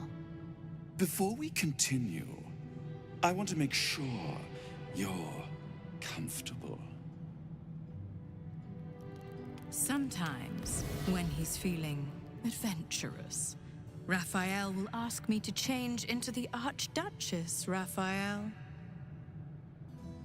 I can take her form if you choose. A simple swap pales in comparison to what you were about to do for me. Then the Archduchess I shall be.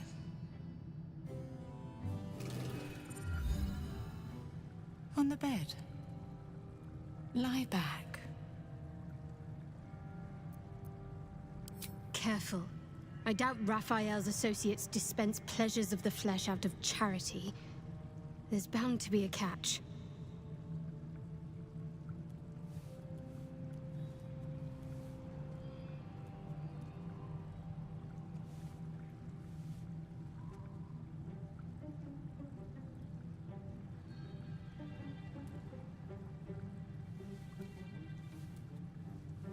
Any thought of resistance or control is fading. You will obey, giving yourself body and mind to them.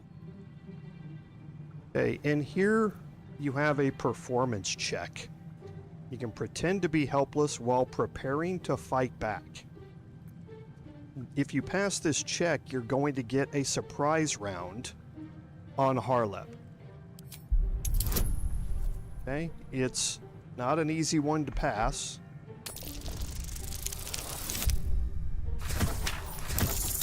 And I failed there, so I'm going to do one more roll. Like I said this was arguably the riskier two. There we go.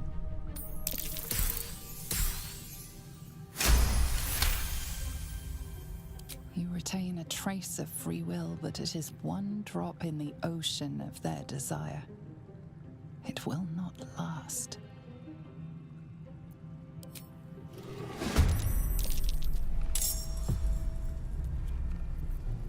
Okay, and you can see that Haarlep is now surprised. Okay, so this is what it gets you. You can't sneak up on Haarlep. That cutscene is always going to play. Even if you're invisible, you get knocked out of invisibility to come into here for that conversation. So it's, if you want to end this quickly, this is the way to go about it. So I'm going to bring Astarion up because Haarlep is surprised. You know what that means.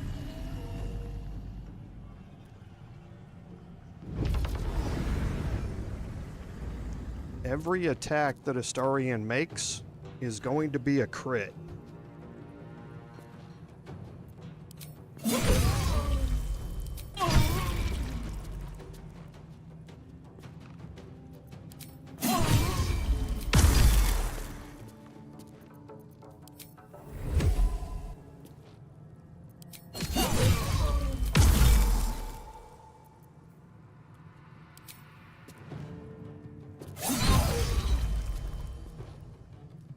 Okay, so he's got 9 hit points left.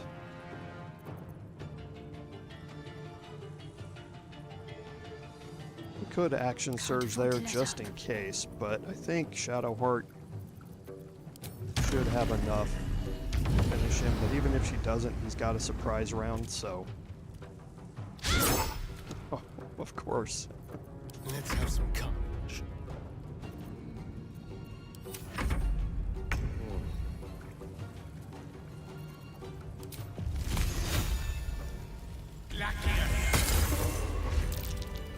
Okay. That's curious. And that ends Haarlep. And the perception checks you're making are for the restoration faucets, letting you know that there's something special there.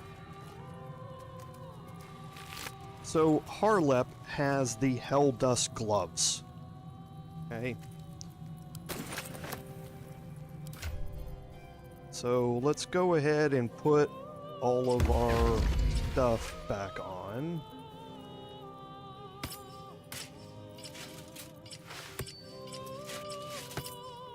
And we'll remove the silver pendant. Put Harper's back on. Here, and here, and the Helldust gloves.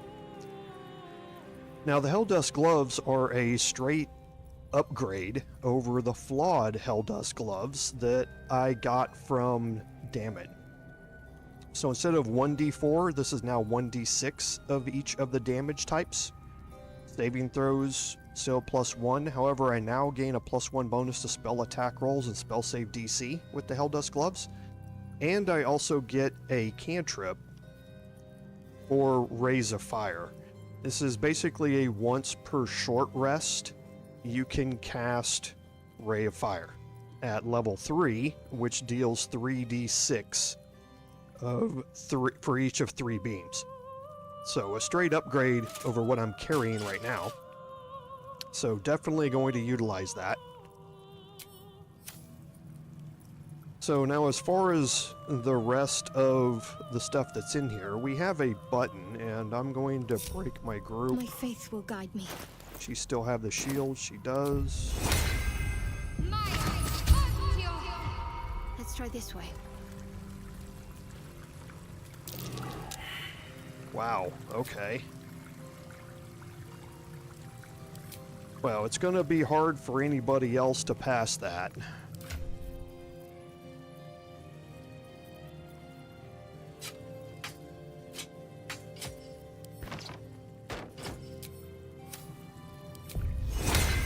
This'll help. Still alive, so that's progress.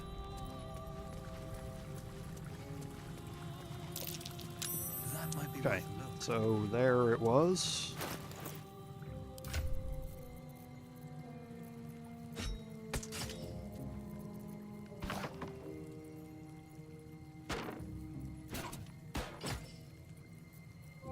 Okay, and now for Astarion, we want to make sure that he has Watch your back. his thieves gear on, and he's going to disarm this.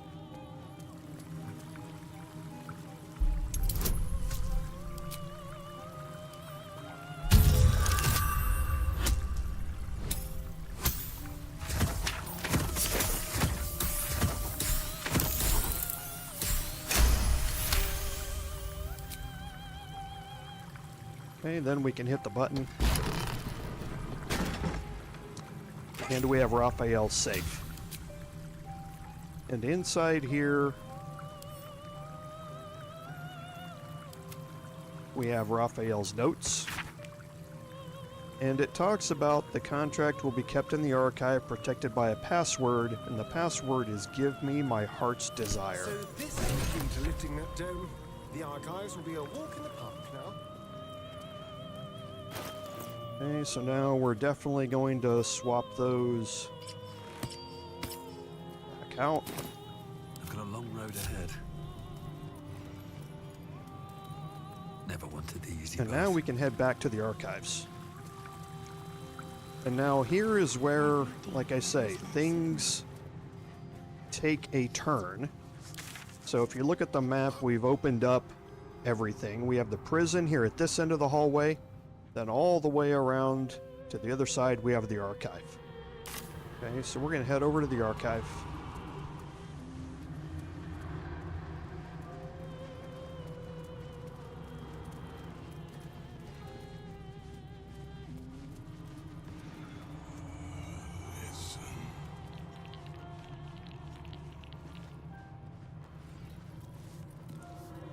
And here's the Archivist. So now, once you're in here, Raphael the Archivist has reserved this pedestal for the prize of his collection. It currently holds the contract of a rather unique soul. Okay, the Archivist is going to be focused on your main party members. This way.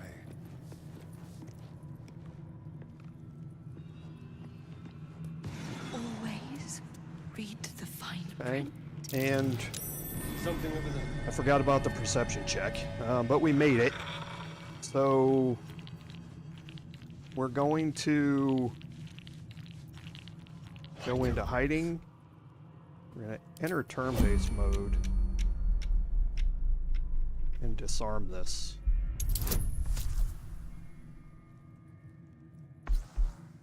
Where is my guidance?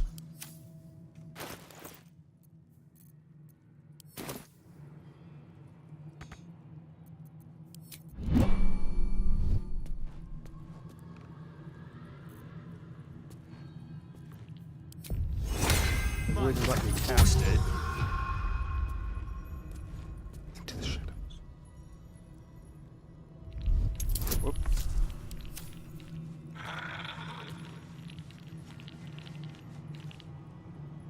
On the hunt.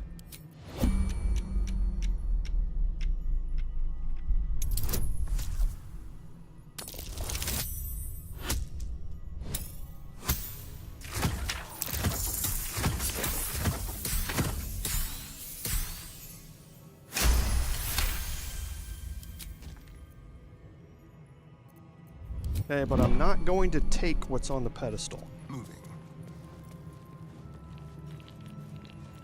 There's a reason for that. Whatever comes, I'm ready.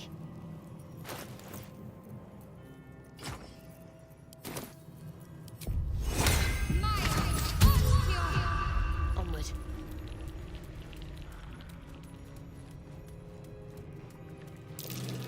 Okay, so there's the perception check. Keep your distance, darling. On my way.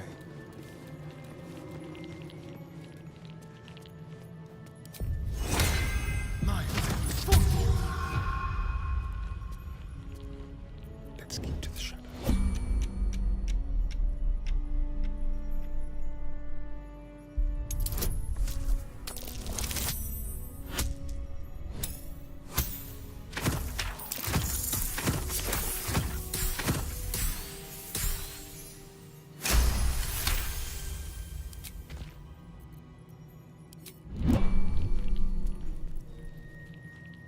Let's be quick.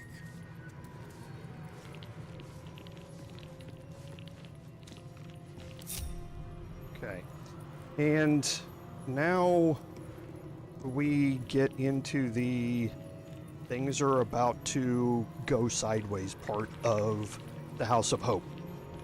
So, in addition to the debtor's attire noticing you, there are a few other things that can raise the alarm. The first is obviously here. If you break into this, either your contract is going to be here or the Orphic Hammer is going to be here, one of the two, depending on the choice you made back in Sharessa's Caress. If you take the Orphic Hammer or if you tear up the contract, then that's going to raise the alarm. Okay? Two other things. If you take the Gauntlets of Hill Giant Strength or the Amulet of Greater Health before you disarm the pedestal, then again, you're going to raise the alarm. And the last is if you go into the prisons and you rescue Hope, that's going to trigger the alarm. Okay? So that's kind of the things that you're dealing with. We've disarmed the traps, so we could go steal those. However, he's going to be aware that something is stolen, even if you're not seen stealing it. And since you can't fast travel out, you're going to get interrogated about it. and you're gonna have to pass the persuasion check or deception check to do it. It's just as easy to disarm those things and then just anger everybody, and when they're gone, pick them up. Okay, so that's what we've done. We've kind of prepped this entire area for us to anger everybody, but one last time you can go out back here. So many pretty things in the House of Hope. And again, you can look over Avernus, and you can see that the House of Hope, this is the shadow being cast by it.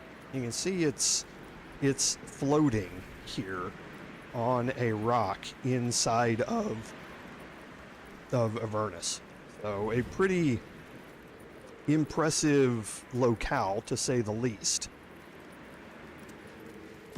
Vengeance, the most delectable of poisons. Let's see.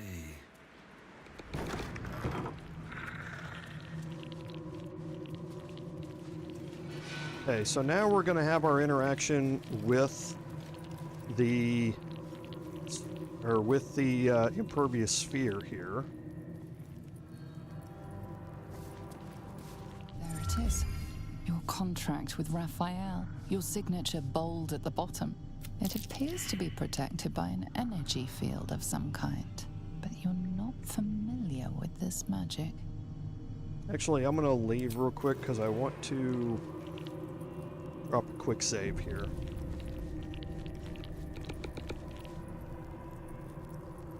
That which you seek is still so close. So give me my yet heart's so desires, the far. password, so this dialogue option opens up.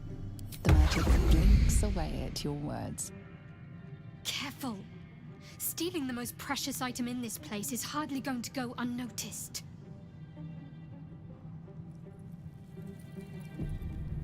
Okay, and now we can interact with the contract.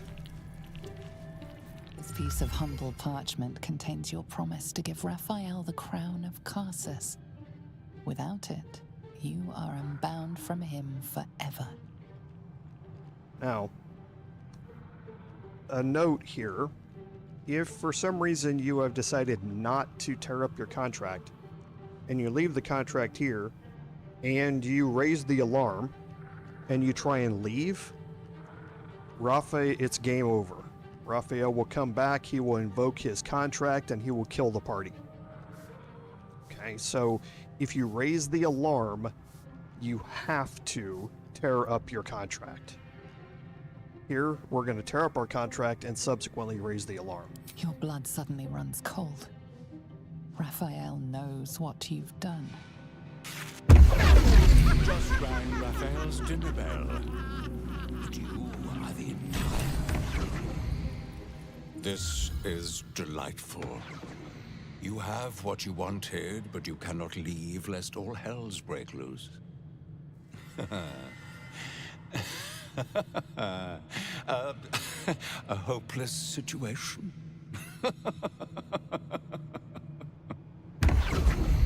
Okay, and he's going to disappear. So now let's go I'll take that. steal some stuff. Okay, so those are the gauntlets. We'll look at these here in a second.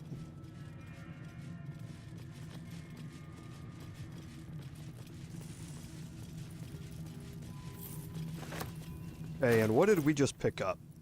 So the first are the gauntlets of Hill Giant Strength. Now these are actually labeled wrong, I believe, because Hill Giant Strength is 21 strength. I believe 23 is Frost Giant Strength, I believe. Yes, I think that's what it is. So these have the stats of Frost Giant Strength, but they're labeled as Hill Giant Strength. Either way, they give you a strength setting of 23 and give you a strength saving throw of 1. Now, if we send those to Astarion, right now, this is what he uses. So he's getting an additional +1 bonus to initiative rolls, and his sneak attacks do an additional 1d4 force damage. Right now, he's using a finesse weapon. It scales with your dexterity instead of your strength, only if your dexterity is higher. Okay, so right now you can see it's +15 and 8 to 15. But if we up our strength to 23, that's now +17 and a 10 to 17 for our damage. So the 1d4 minus on sneak attacks is more than made up for by the additional damage that we get by upping our strength to 23. And that's basically because we went from a +4 to a +6 on 2 hit and 2 damage. And that happens on every hit, not just on ones where we do sneak attacks. So it's much better for me to upgrade from the Stalker Gloves to the Gauntlets of Hill Giant Strength for Astarion. The second thing that we picked up is the Amulet of Greater Health. It sets the wearer's Constitution score to 23, and you have advantage on Constitution saving throw checks. Now this can be very useful for a caster. I mean, very useful for a caster. If you don't have Constitution saving throw advantage yet. A lot of times you've gotten that through a dip into Sorcerer or a dip into Fighter or something like that to gain Action Surge or to gain this advantage.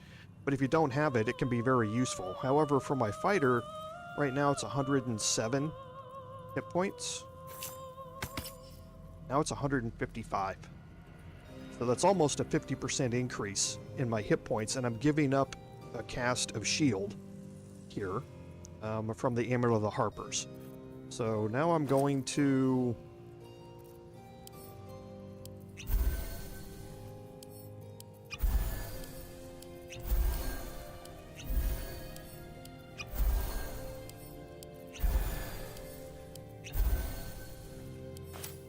get my strength healed all the way back up. Right? So 2 very, very important items in here. There are... I'll do a challenge.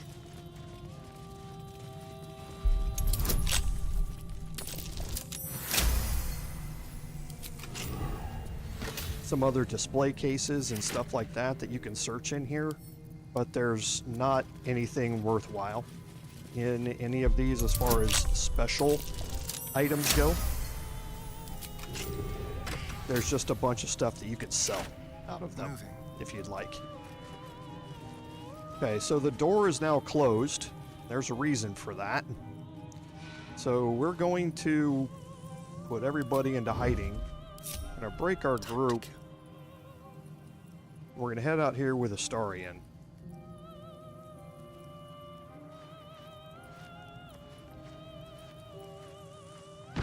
I've got good news. Good news. You got what you came for. Successful visit. Great success. Fantastic work. Bad news. So many things will be on fire when you step outside of this room. You included. That's okay, no, right? It's hell. You expected it to be hot. Worst news, Raphael's on his way home, and oh boy, he is spritzing mad. You planned for this. I know you did. You have everything under control. It's really important that you don't panic, even when your eyes evaporate from the heat. Come to my prison, bring the hammer, break my chains, and then we exit stage any which way. Quick as a cockroach, lickety-split, if you don't mind. Okay, so Hope needs to be saved now. So if we open the door here,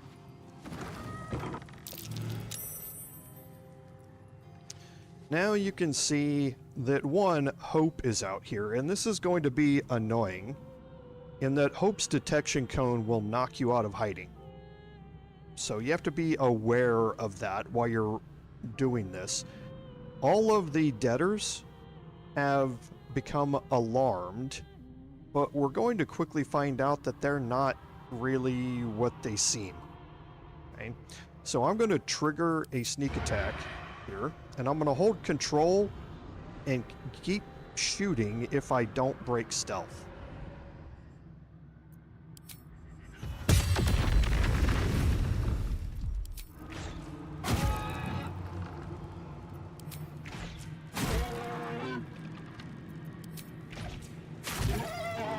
Okay.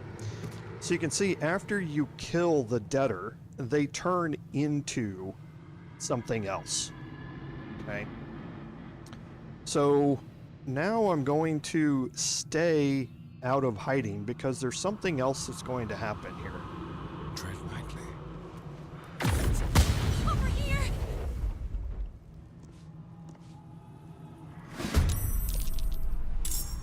And that is this hell sphere has spawned. Okay, now this is immune or resistant to most types of damage here. And it has the hellish sphere condition. Enemies and objects within 3 meters of the sphere at the end of their turn take 6d6 fire damage. On a successful save, they still take half damage.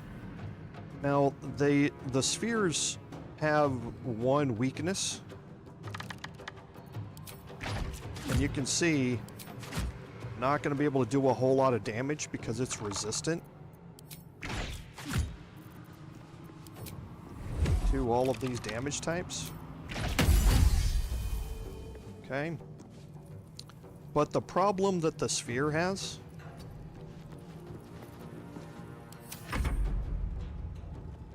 it can't go through doors. I should take that back. It can't go through small doors like this. Okay. So this is your opportunity to kind of manage how it is able to move. And it is not resistant to cold damage. Okay. Cloak and dagger. So we don't have to waste any action economy on it, so to speak. And I don't know, it's resistant to radiant damage.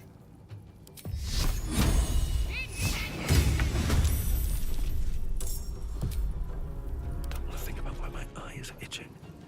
On my way. But it's not resistant to force damage.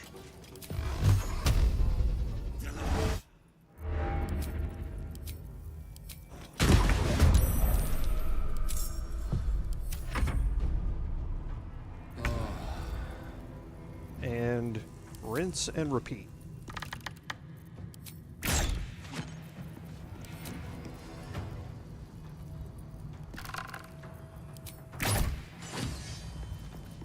Can't give up. Not now.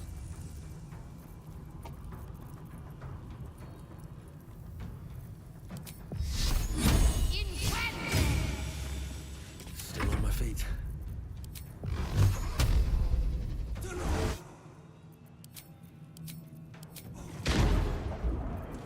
The last board is set. Nemesis. Ooh, and that must have been a crit.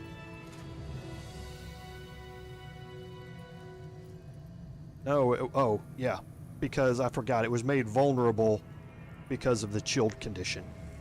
That's right. Because, yeah, it did 50 points of damage. Okay, so now all you have to do is wait a couple of turns for the hellfire to go away off the ground. You can search the hell spheres, but they never have anything. No time to waste. Come quickly, come now. Okay, and this is where things get a little annoying. Watch the shadows. Because you need to make her move. By the teeth in my arteries. And then even when you do, she'll turn around, and like I say, she has a detection cone. So, again, rinse and repeat, hold control.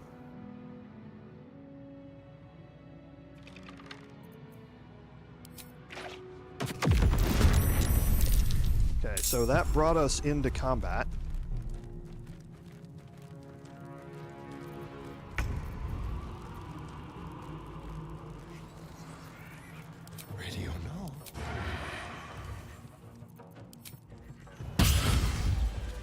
But that combat didn't last very long. Should mind my step. Because Astarion is Astarion. Don't touch me. Just like old times. And again, that's Hope's detection cone there. So it's going to knock me out of hiding no matter what I do. So let's just prep for the next one here. I'm not going to be able to get sneak attack because I'm not in hiding. So again, just holding control.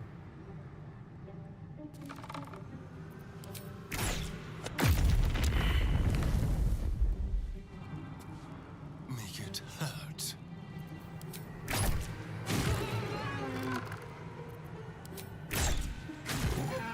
Perfect.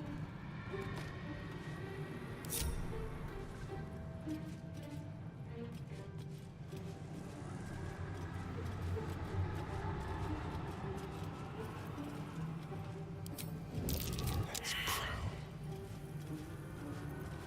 How unseemly. Looking ahead. What a day. One step at a time.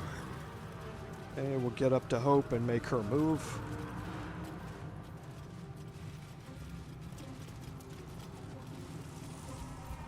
No time to waste. Come quickly, come now. Just across the hall, if you don't mind. Leave no tracks. Okay, and the next one, kind of have to maneuver yourself a little bit. Okay, so I've got advantage, so we'll start with a sneak attack and then hold control. Look now.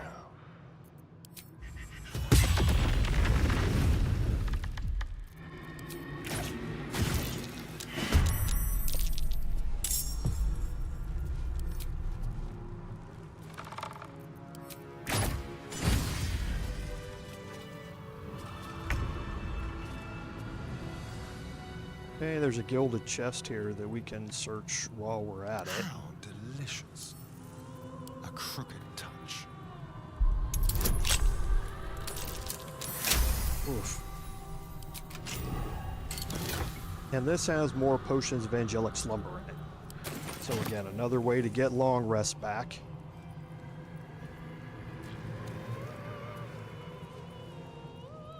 And again, there's Hope's detection cone, logging everything up. However, there is something else.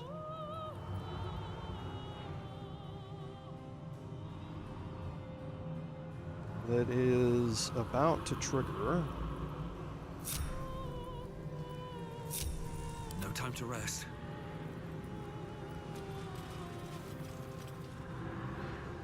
So I want everybody else to run into the boudoir here. Wonder if the gods are watching me.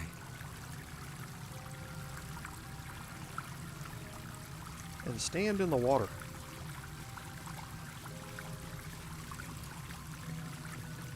Careful, I bite. No time to waste. Come quickly, come now. I guess, I hope I'm right. My prison is just on the right. And that's because another Hellsphere is going to spawn right here. Now I want to dash. And I'm going to fly.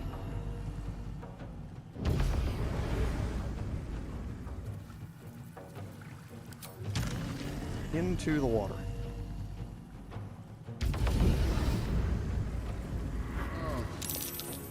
Okay, that's going to bring everybody into combat, but that's perfectly fine. And I'm just going to end my turns here. Let's turn someone inside out. Nothing important is ever easy. Because that door, it can go through. That's not the same small door. That's just an archway. So now... I speak, they burn. we can go after it. Miss this.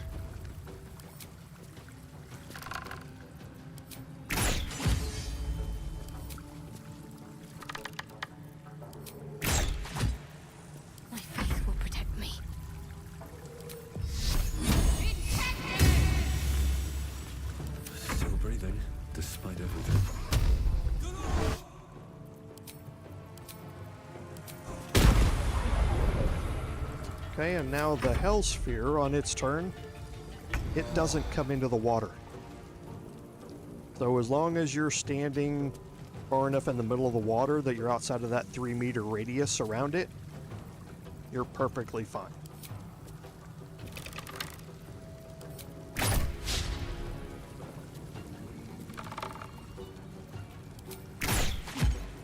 Talk to me. The dice roll in my favor. So it's chilled, so it's vulnerable to this. Big damage.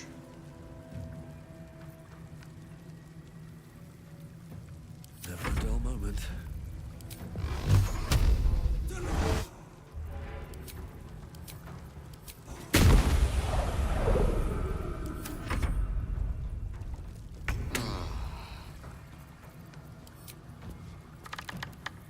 And now we'll just finish it off here. What should I do? Perfect. And now don't go anywhere near the Hellfire. Like I say, it hurts. It hurts really bad. So don't go anywhere near it. Just wait, give it a couple of turns for it to disappear. Just like that. Breathe deep and move. And again, you can search if you'd like, but there's nothing there.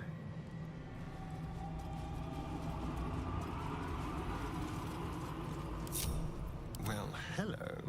Step quick. Radio And you unlocked. should know the process by now.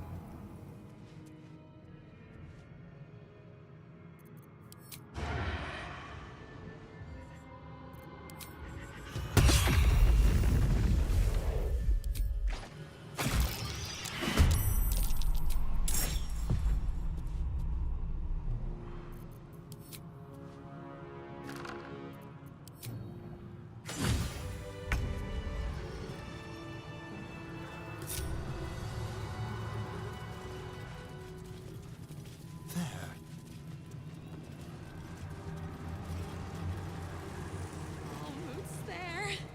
I'm so excited. Okay, and now here, things are a little different. We have one Eternal Debtor here. On tippy toes.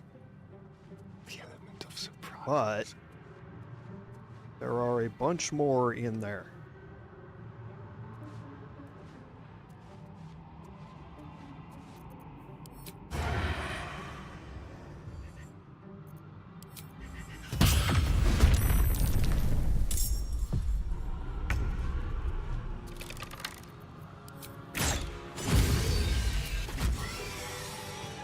Oh, that was nice. Okay, so for everybody else, Let's move. I want to... Guess I can move them in here. How much farther can I go?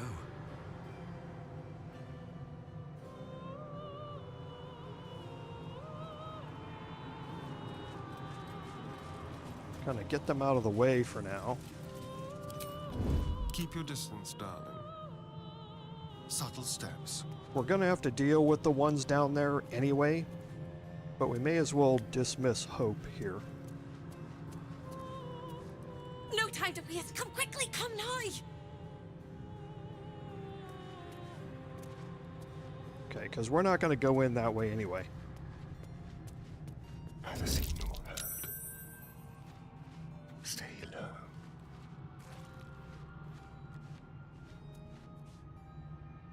Okay, so again, kind of the same thing, except we're gonna be judicious with our use of control here.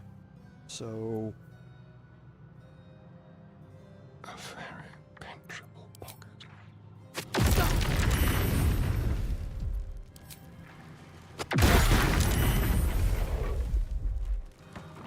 knowing that the debtors explode, we can take advantage of that.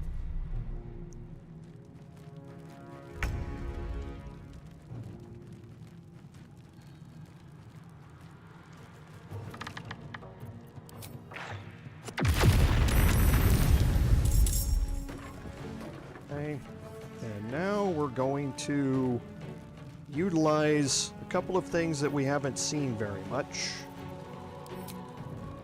And that's our arrows of many targets.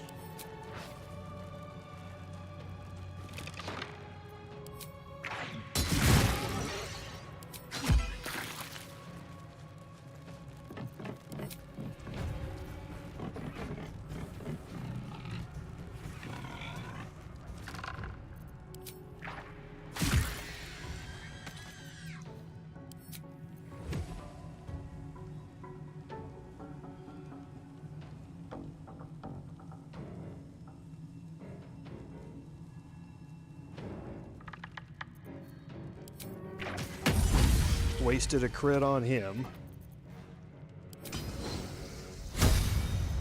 And now on our first one, we can use arrows of many targets again.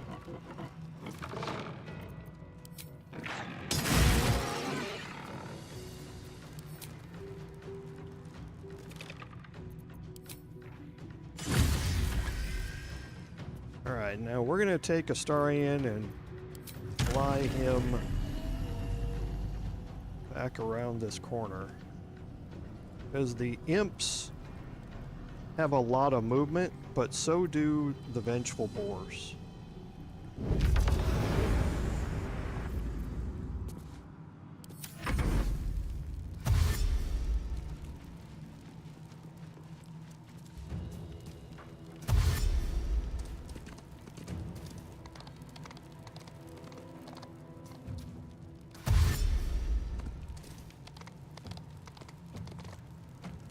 Okay, plugged up the doorway.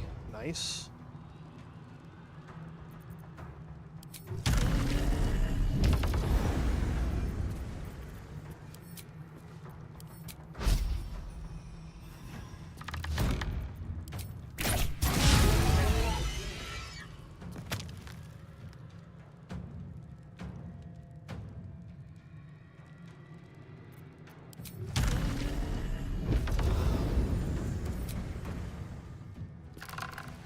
There's the crit I wanted.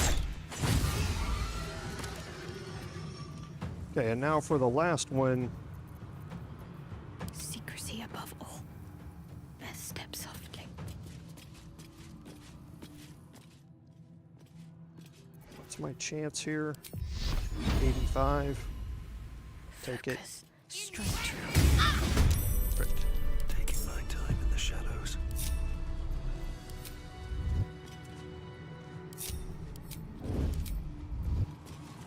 What path lies before me? Okay, now I mentioned previously that there are multiple ways into the prison. And there are. We're going to go look at one that we passed up when we bypassed this balcony. So like I said, there are multiple ways you can go here. The first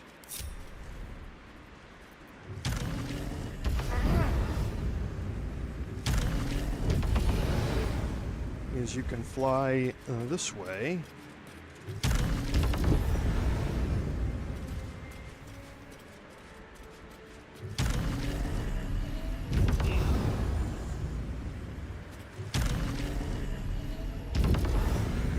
And make it into the boudoir without having picked up the invitation. Okay, now as soon as you land on this balcony, you're going to get the cutscene triggered, just like normal.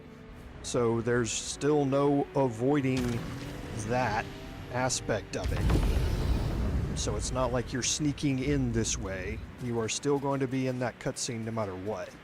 So I find it's just as easy to go in through the front door.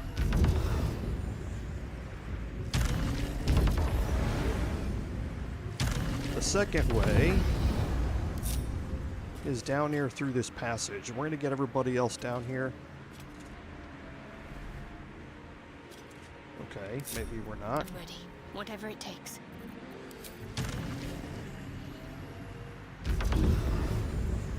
One with the weave.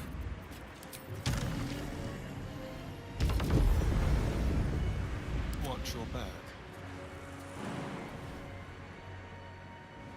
Oh, that was jump.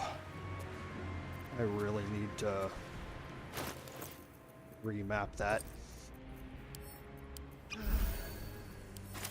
And actually, give me just a second. There's a knock. Hold on.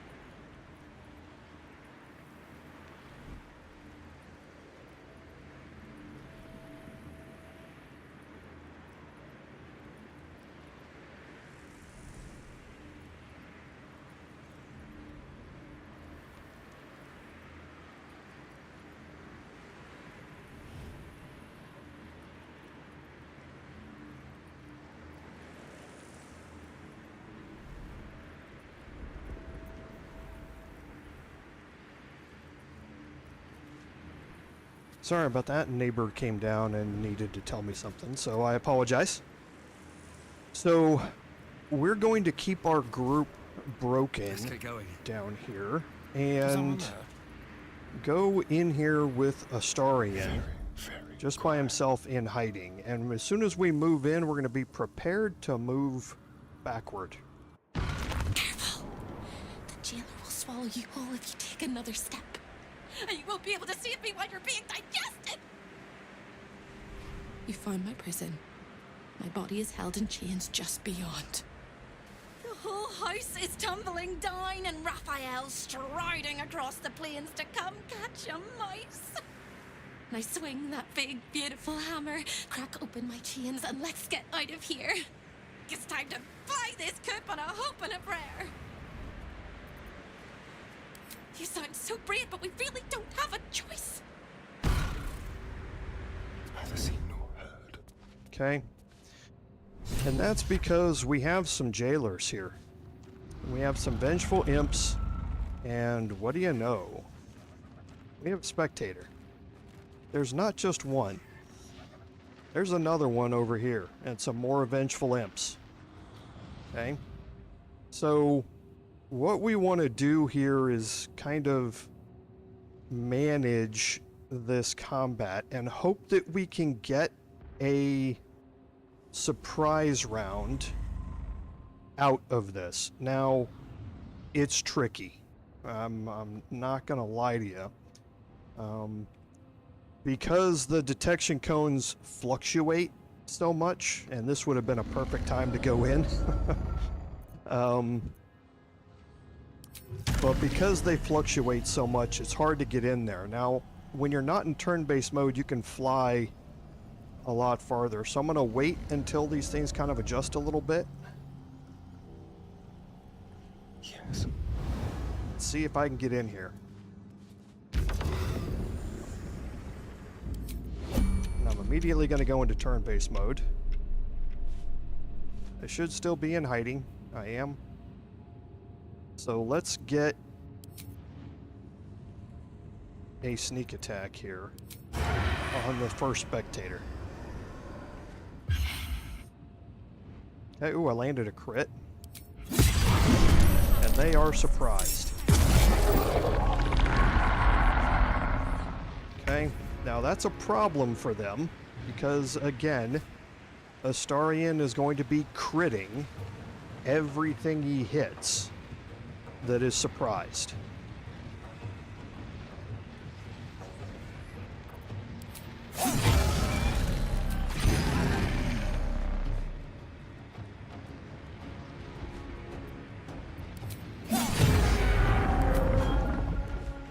now I need to try and...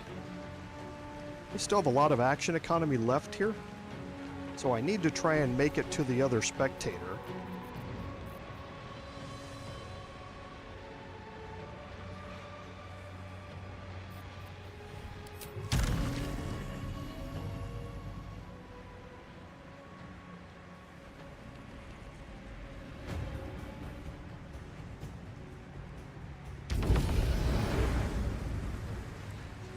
I don't think I'll have enough movement to get up there next to it. Ooh, I might.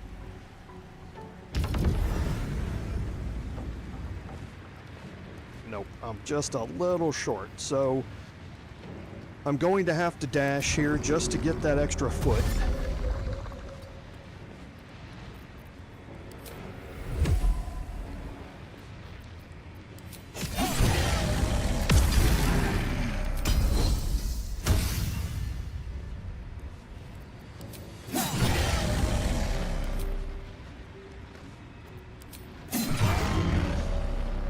I've left him with 17 hit points. And my entrance platform is empty. Now this is where, again, another time when fly is key. Because these platforms are all separated. You have to jump between them, which takes your bonus action. Fly does not do that. So this is why I say, depending upon what abilities you have at this point in the game, this encounter can be harder or easier than normal. So fly is just a huge deal. I know it messes up the cosmetics of your characters, but if you do not have it, you are leaving so much on the table. Okay, so for the Vengeful Imp, as soon as I kill him, we're going to get affected by something, but it's something to also remember here about fleeting protection.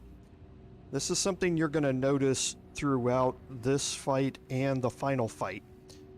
If the affected entity is attacked with radiant damage, Raphael's protection reflects twice that amount as fire damage, and this condition ends.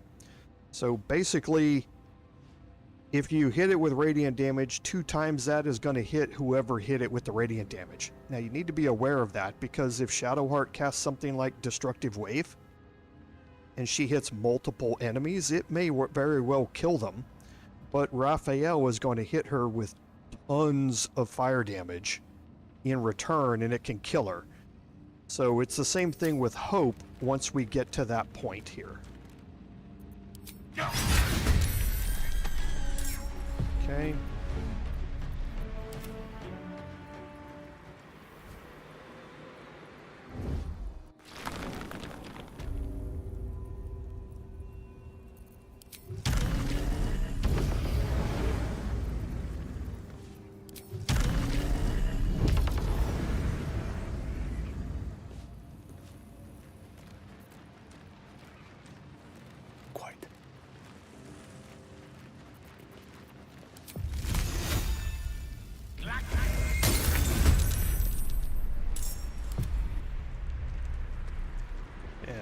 We'll bring Shadowheart in.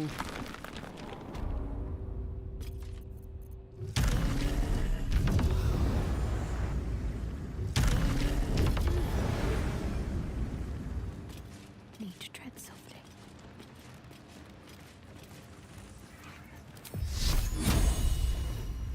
And he's frozen. He failed his... That's the first time we've seen frozen, I think. He failed his saving throw against it. After all of the chilled and Rays of Frost the Rays of Frost stacked up, he's incapacitated. If it's dealt bludgeoning, thunder, or force damage, the ice shatters and the condition ends. But he is vulnerable to now thunder and force damage. Okay, so if we have something that's going to cause either of those, like Eldritch Blast, for instance, he's vulnerable to all of that damage. So not a great chance to hit there.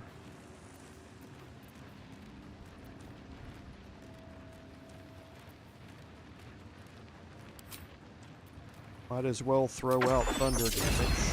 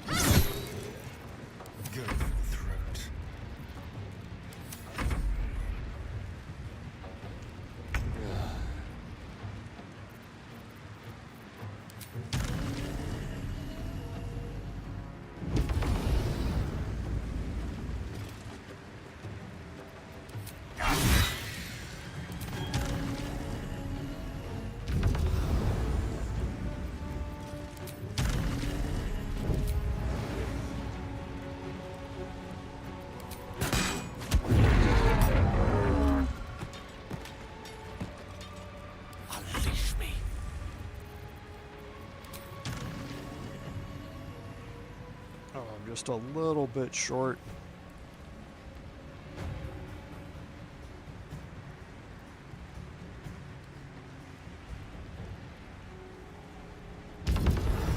Oh no, I still have more movement speed left.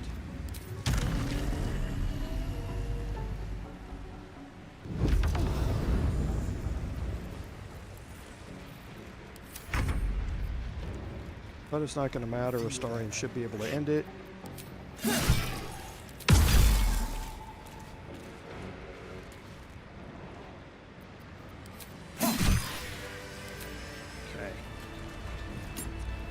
So now we do have one more thing that we need to do here. And you can search the spectators here. My faith protects me. Because this one here has the Burnished Ring. And this offers one cast of Paralyzing Ray once per long rest. Or one cast per long rest.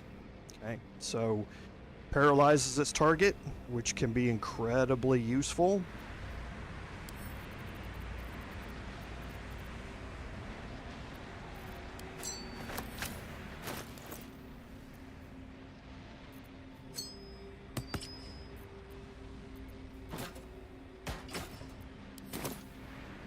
What to do? And now for me, I need to equip the Orphic Hammer.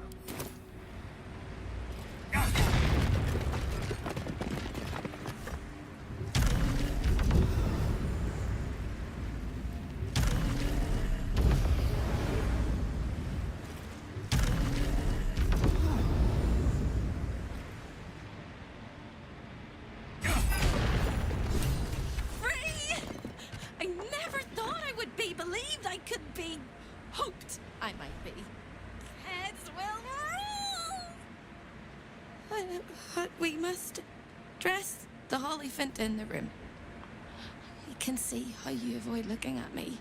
I must be so terribly mutilated after all these decades of torture. Don't hold back. Tell me how bad it is.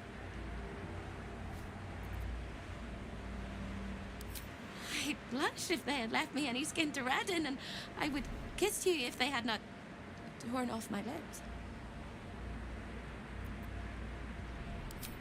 You truly are the kindest fool I've ever met. We'll carve our way to the entrance hall and chop Raphael into messes. That's the hopeful version, of course. The likely version is that we are the messes and he is the chopper. Onwards!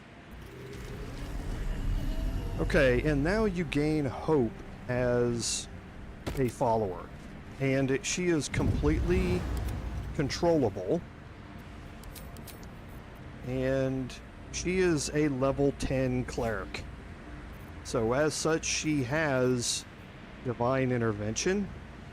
So if your party members go down, Don't forget that you have a divine intervention cast available to you that is a throwaway because she's not in your party permanently. You can cast Bless to give you additions to be able to hit, because it's going to be hard to hit, in particular, one of these enemies. She also has the full repertoire of healing spells, which is really what you end up using her for, is so that you don't have to spend your action economy to heal yourself up. You can have her do it instead. So, for now, we're going to make our way out this way.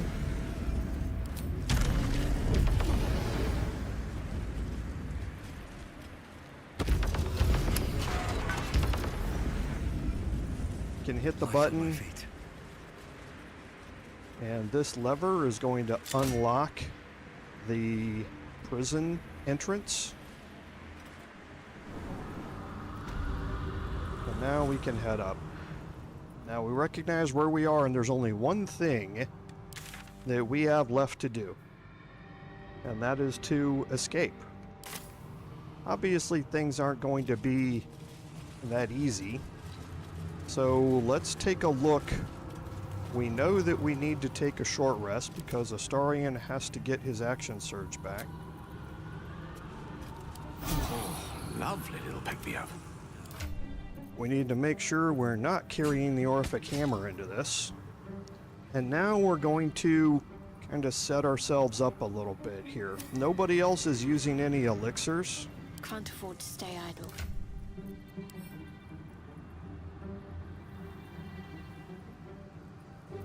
And we definitely want fire resistance. Quite ready for you.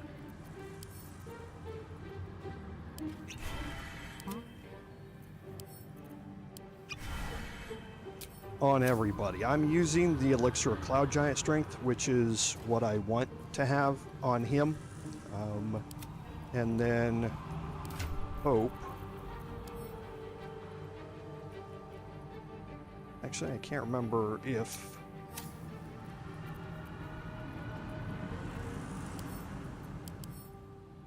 Oh, she doesn't have any resistances.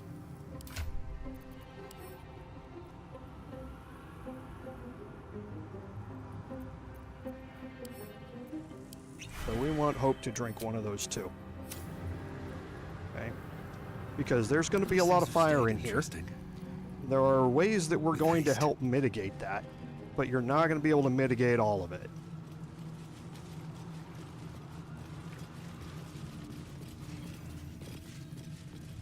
There are 3 things you need And to know before you about go Raphael. into here, drop a save.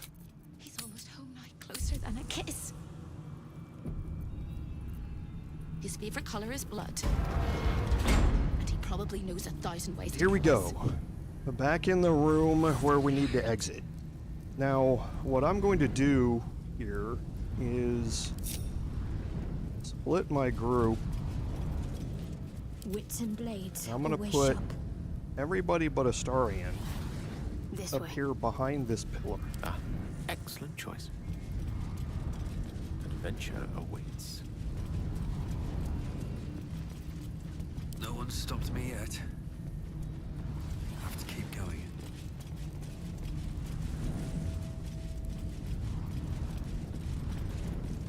All right, time to skulk about. Ready and willing. Keep a blade close. Okay. And Astarion is going to trigger this. Now, what's going to happen here is a couple of things. One, there is a persuasion check here. We have, the way we played this out, we killed your gear. Now, your gear respects the fact that we killed him. He's going to show up here again. We've already learned that he gets resurrected in the House of Hope every time he dies. There's a chance, there's going to be an opportunity to persuade him to fight with you. Now, the DC is 30. Okay, now I'm not a bard. I'm a paladin, so I have a high charisma score and I have proficiency and expertise, but I don't have all the additional bonuses that can go along with it. So making a 30 roll on persuasion is pretty hard. So if you want to try and do that, go into this conversation with your persuasion character. All right, and that will get you an additional ally during this fight. If you're not willing to chance it, then go in there with somebody with high initiative, somebody who can't, you know, is going to have a good roll on that, because you're going to be fighting against a massive initiative roll from, well, I guess not. No, that's incorrect. You're going to be fighting against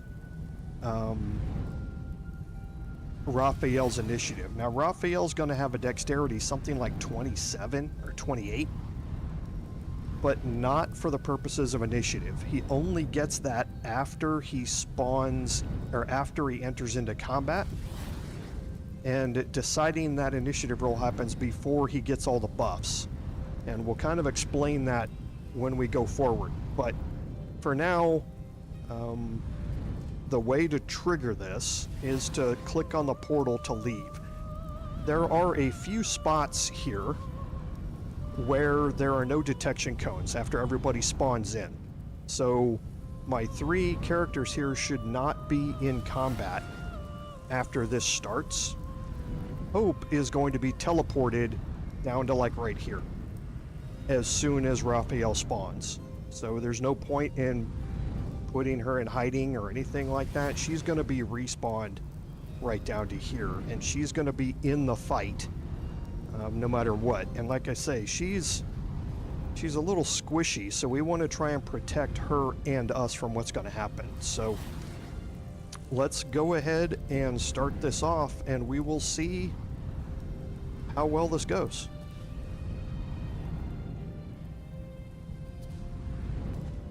Time slows for a moment, and the air becomes thicker. The master of the house is coming. You.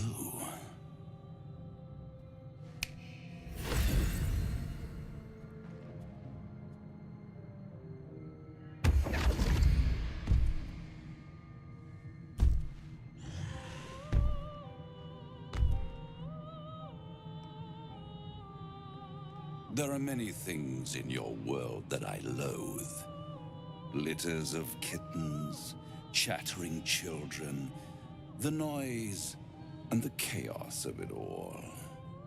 In my world, in my house, there is order, and there are rules. You have broken the most important rule of all, and committed the cardinal sin. You went against your word, and defied our contract. In doing so, you brought the chaos of your world into mine. I will not abide it.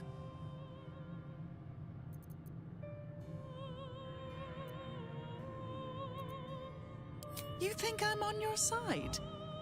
The only reason you're here is because Raphael allowed you to be. I permitted you the freedom to decide your own fate. You could have been smart, selfless, saved the world.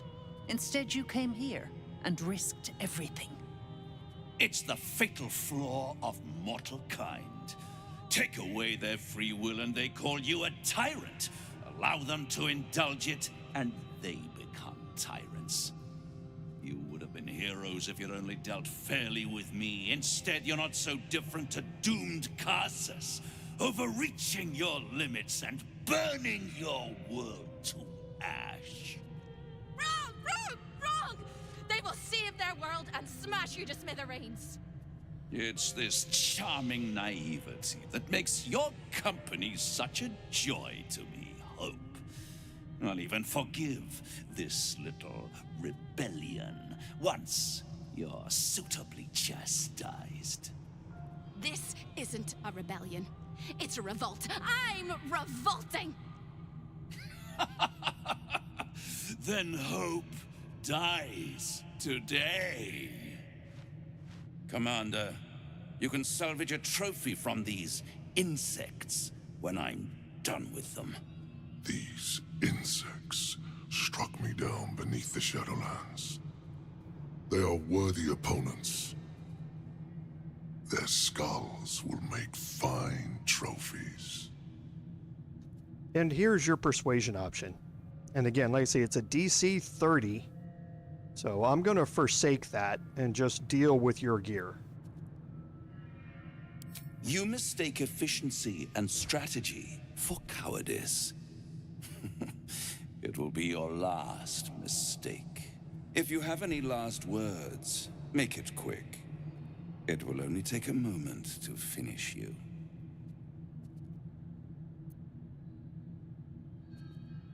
Hope.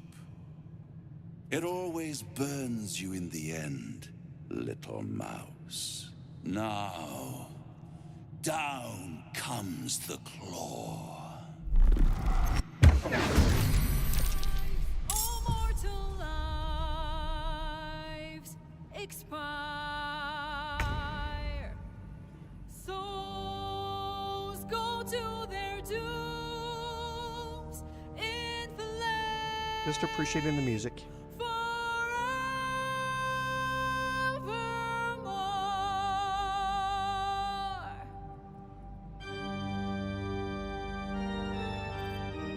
It doesn't cost us any movement speed or actions to move these barrels.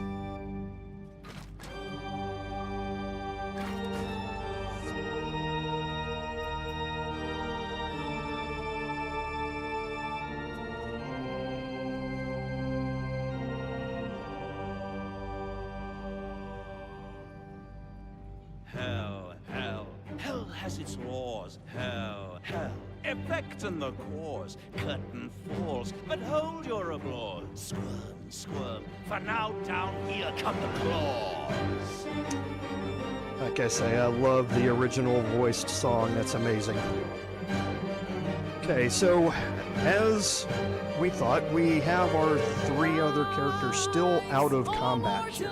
And we need to take advantage of that while we're here.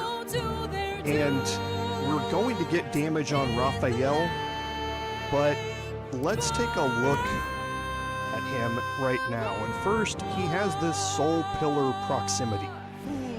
So he's surrounded by 4 soul pillars. This grants him an additional 4 to 48 fire damage. That's 4d12 fire damage and a plus 12 bonus to his dexterity. Okay, so that means that his armor class is 27 because of that additional pluses that he's getting to the additional plus 6 that he's getting to it from his upped dexterity because of the soul pillars. So if we can remove some of the soul pillars, we lower his dexterity, making him easier to hit. Okay, and that's why we kind of put the smoke powder barrels out, because the soul pillars are vulnerable to force damage. Okay, and smoke powder barrels, that's what they excel in doing. So we're going to get a minimum of 44 damage here out of each one of these. So 3 of them are going to kill a Pillar of Souls. So now, how do we go about activating those? Well, pretty straightforward. We have fire arrows, we have the firebolt cantrip available to us. We also have such an undignified position to find oneself a firebolt from Gale. The mission has to And Shadowheart has Scorching Ray, which if she can get into position, she can shoot 3 rays out at once. All right. So we have a few different ways to activate things. So first, let's kind of look at where we are in the initiative order. So Hope rolled last And that's bad. Because what the real problem is, I mean, Raphael's a problem, don't get me wrong. Your gear's a problem, and Corilla is a problem, but every one of the Vengeful Cambions casts Scorching Ray. And there are 6 of them out here. And if they're all throwing Scorching Rays out, it's incredibly damaging. Now, there's a problem with Scorching Ray, though. And that problem is it can't be shot into darkness. Now, Raphael has Devil Sight, so he can see in darkness. Your gear is the same.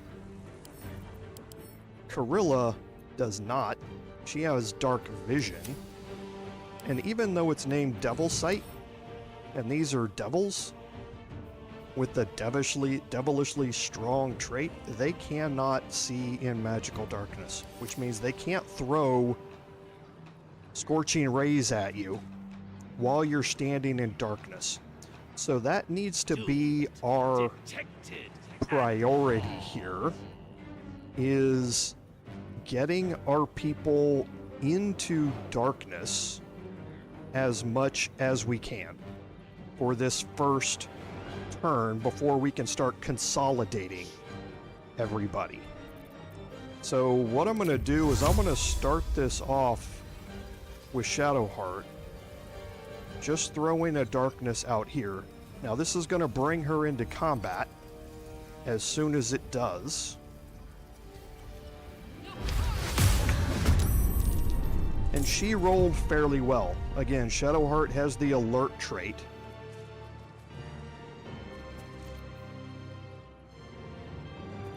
Why am I doing this? So now everybody else, I can forsake this turn, basically, to get them into the darkness and better protected against all of the Scorching Rays that are going to happen out here. I'm going to start triggering stuff on the next turn as far as the pillars go. But for right now, I just want to get everybody protected a little bit from those Scorching Rays. So I'm going to fly everybody in to this darkness. And when I do, does this count as adventuring? It's going to put me into combat, but it won't interrupt my fly.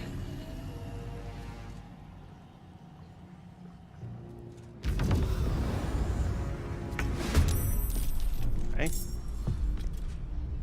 Just hurry this along.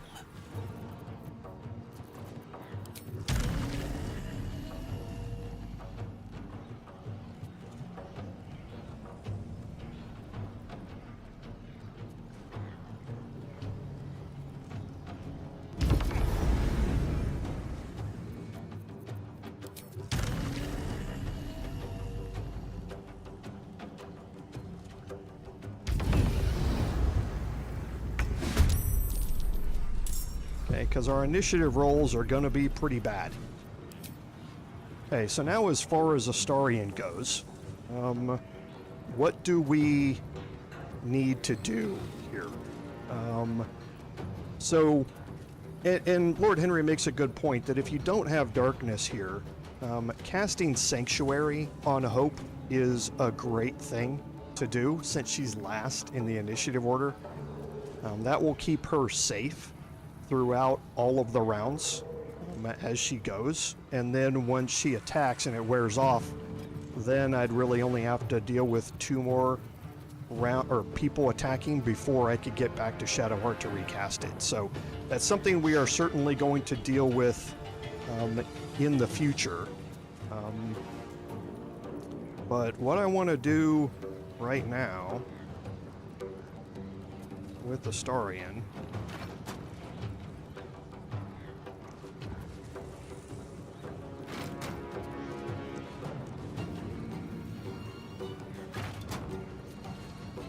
kind of move those back because actually I didn't think about what the blast radius is on a smoke powder barrel.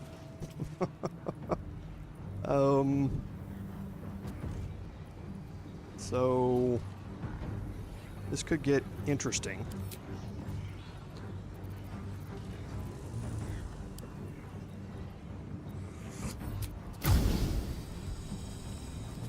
Why? Oh, because he can't shoot out of darkness. Duh.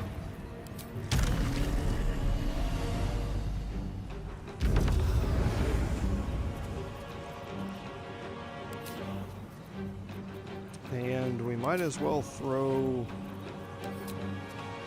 an additional damage on top of that with a smoke powder arrow.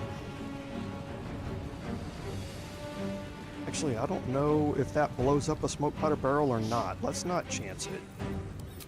Honestly, I don't know. I've never tried it. So we'll just blow these up.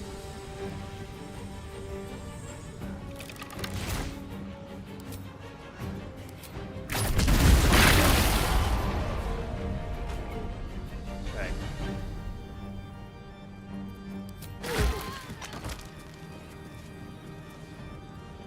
And for the rest of it, for the rest of my attacks, I'm not going to be able to make or utilize the special arrows that I have until I get back into Action Surge. But what I can do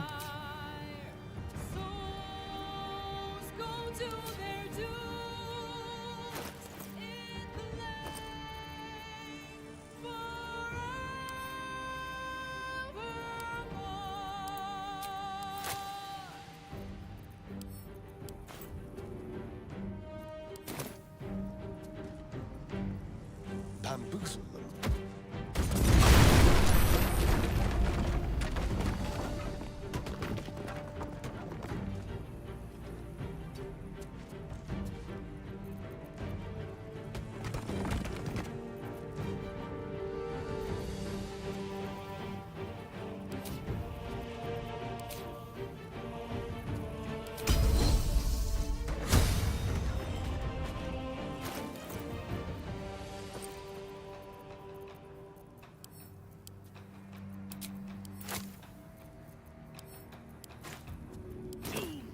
Detected and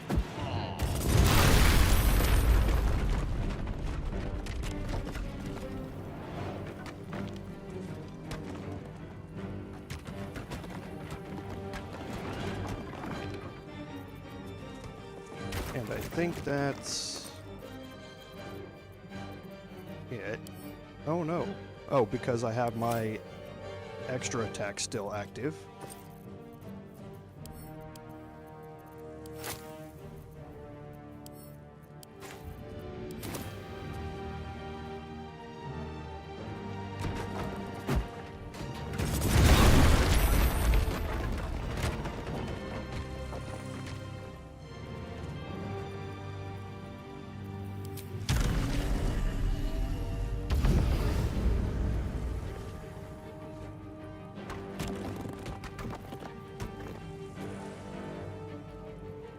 Now, Raphael is not immune to necrotic damage.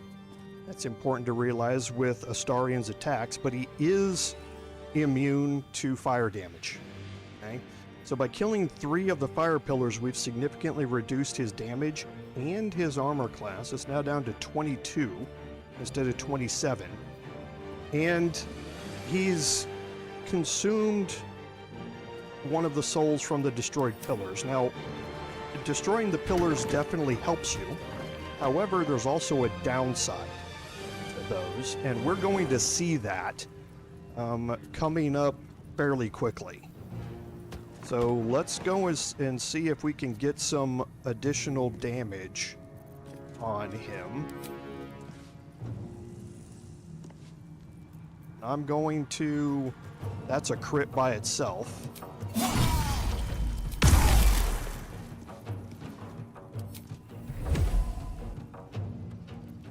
I'm gonna throw a crit here.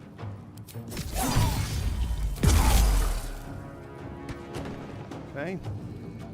And now again, he can see in darkness, so I can't move away without getting an attack of opportunity here.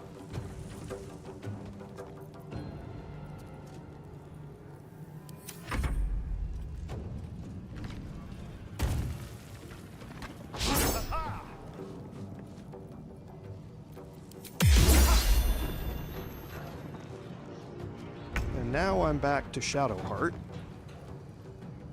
So we're going to fly right down here.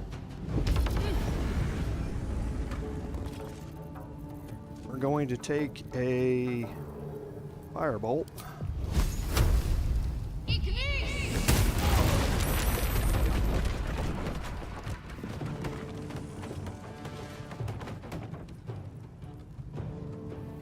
Now we're going to get her into the darkness.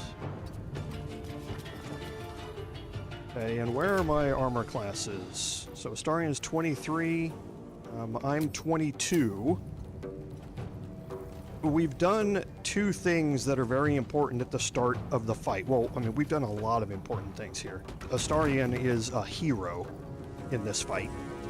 We got rid of your gear. Your gear has a thunder-based AoE pushing attack that's like an upscale thunder wave that does serious damage, and it pushes you out of darkness, which is bad. Corilla throws some nasty spells around. A lot of them are negated by being in darkness, but having her out of the fight as well is huge. We've also caused some major damage to the Cambions, and again, with Raphael, we've removed all of the soul pillars. So he's going to have one high-end round here, and he's going to transform into his final form, so to speak.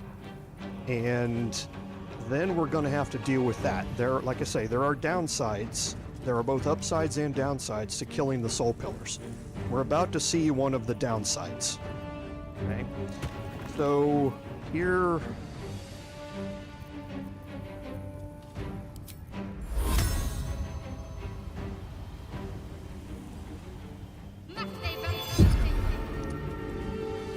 I can cast Sanctuary on Hope. And now here goes Raphael. So he used his claws on me, which is actually really good. He didn't use a spell. It's going to proc Sentinel because I'm standing right next to him. So this is why I have Sentinel here. Charm, I don't care about that. He's probably going to resist it anyway, but I want him to attack me. Okay, I'm going to get an opportunity attack. Wow, missed them both. Now here comes the nastiness.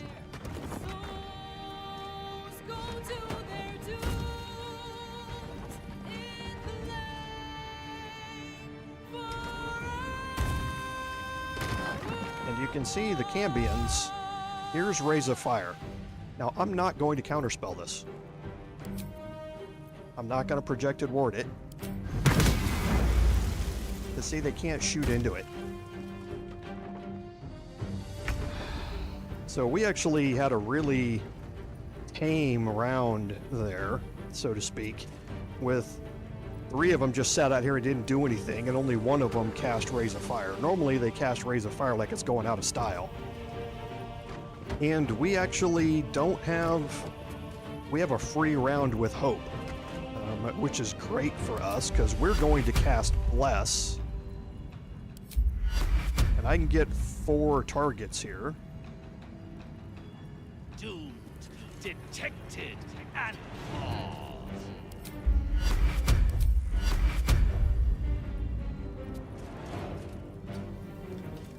Okay, can I not cast Bless because she's blinded? That's a bummer. Okay. I mean, it's not that big a deal. I guess what I can do...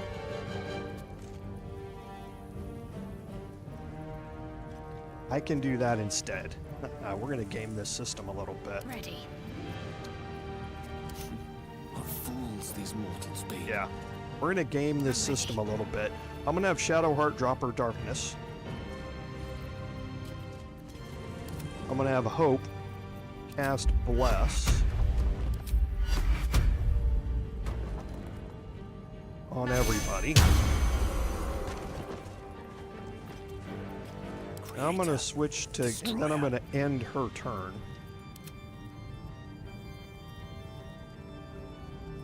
Life comes easy these days. I'm going to switch to Gale. Allow me to demonstrate. I'm going to have Gale cast Darkness.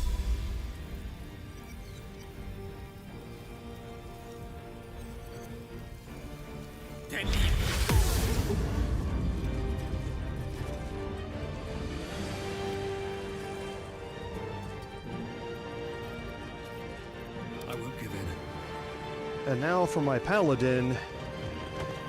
Again, we have some options. I have an 80% chance to hit here. And now I have removed his fleeting protection, his radiant damage return strike from him. It's no longer there. So his armor class is down to 21. So I have a really good chance of hitting him. So I'm going to move out here and start throwing some damage onto Raphael. Now looking at his resistances, he's not resistant to radiant damage. So we're good there. And that's a good point, Lord Henry. I can do that. You don't get to see it very often. He's not going to turn invisible. He's immune to fire damage. And I don't want to move him away from me. So let's just try it. Let's just start proccing these if we can hit.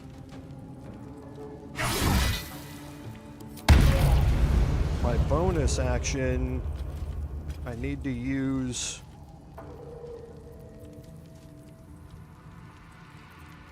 because I'm not too worried about advantage here. I can gain advantage with Divine Sense if I need it. I just don't think I'm going to need it. So I think I'm going to use my bonus action here to throw out Hex first, because he's not resistant to necrotic damage. I should have done that before. And I'm going to throw in Topple the Big Folk here. Oh, of course that one would miss.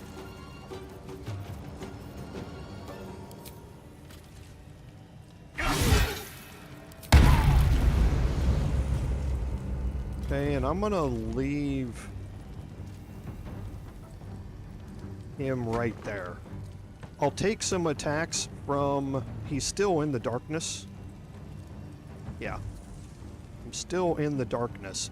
They can physically attack me with their tridents.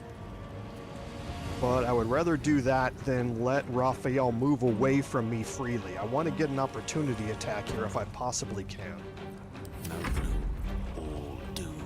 And now for Gale, again, I need to leave my concentration up here. So I'm going to end Gale's turn. And we're back to Astarion. So again, I've got high chances to hit here with Astarion.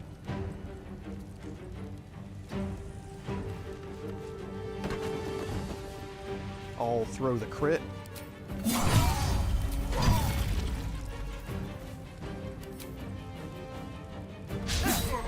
Okay, he missed.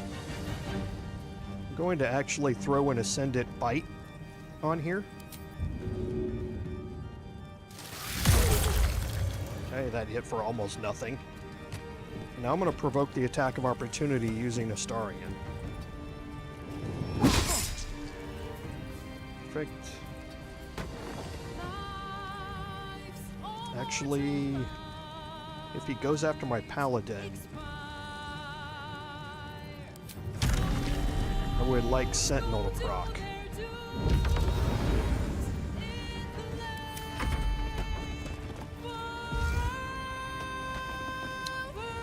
I should still be in darkness here.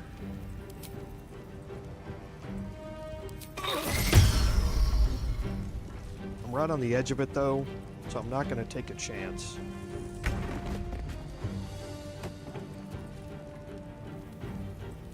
Okay, and now for me, for Shadowheart, she does not have to maintain concentration on darkness here.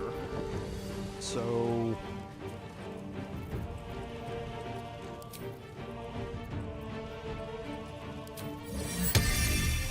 I can get everybody with a Divine Strike here.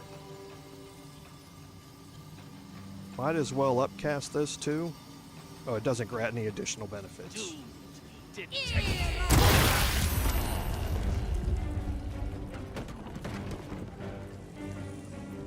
and I think we're gonna cast Sanctuary on my Paladin. Wait a minute. Oh, because they still had fleeting, that's right. The thing I said not to do, I just did. I was originally talking about the fact I removed it from him, which I did, but I did not remove it from the Cambions. So yeah, that was a mistake on my part.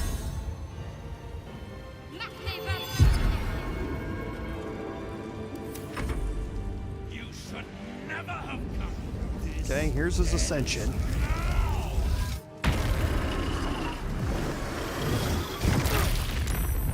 Not going to last much longer.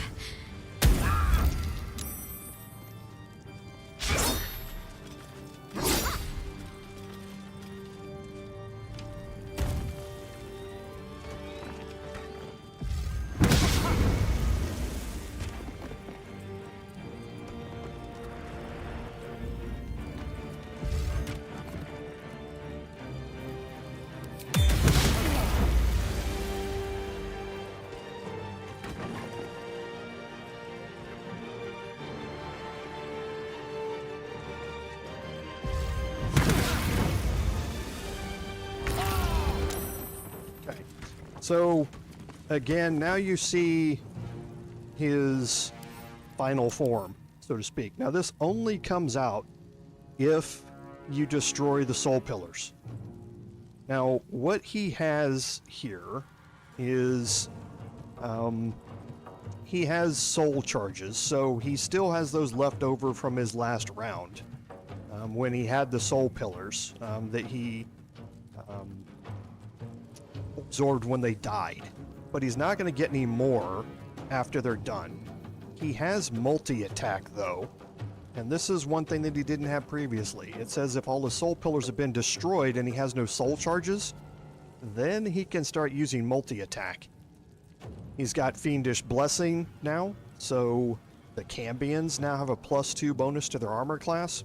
So there are both goods and bads about what we've seen here.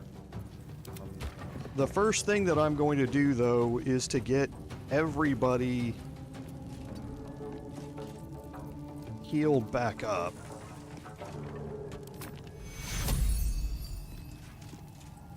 I prefer not to step into the Hellfire.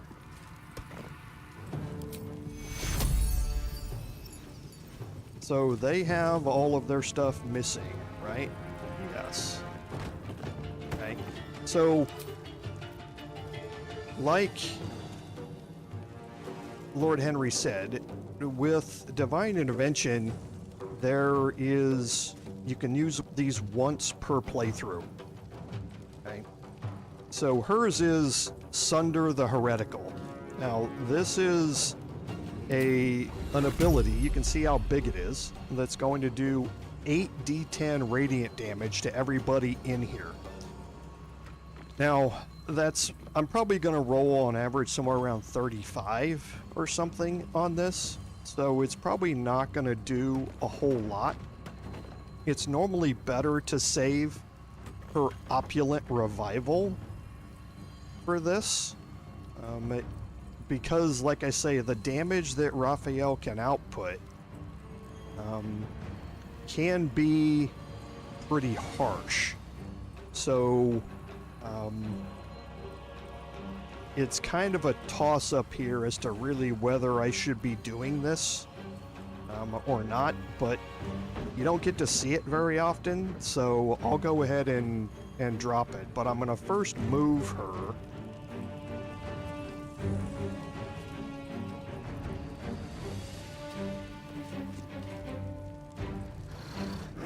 Because I want to try and get the other Cambion here. There you go.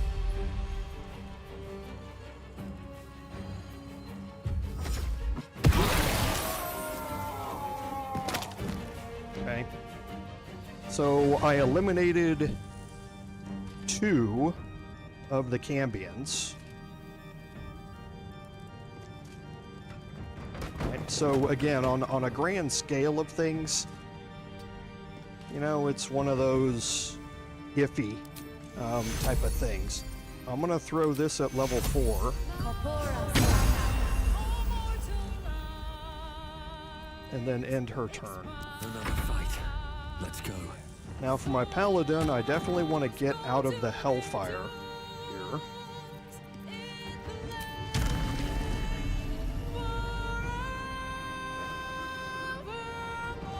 I want to try and get a little creative with the placement. Okay, so I've got a 70% chance to hit. I'm going to throw advantage onto this. Okay, because I really want all of these to hit as we go through this.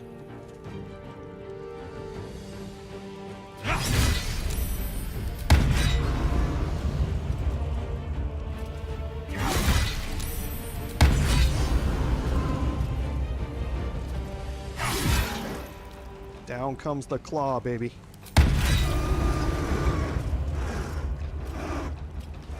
Doom detected and Okay, so I'm going to stay out here. Gale's going to move out of this as well. He's going to recast Darkness in a new location here that's not in Hellfire.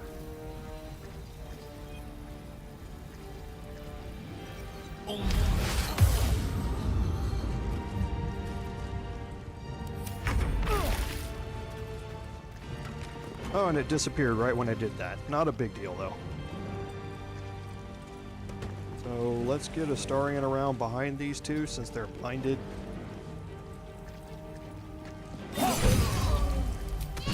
Hi.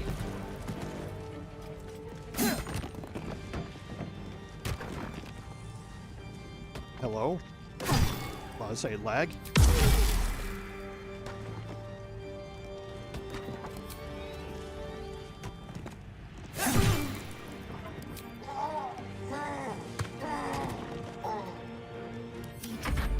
Now Shadowheart can move back in here, but before she does,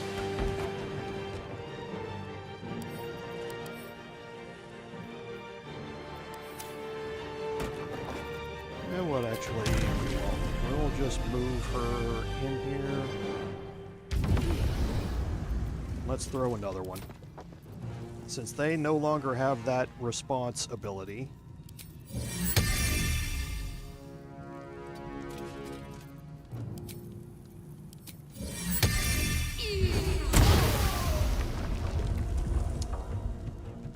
Knocked him prone with 1 hit point left.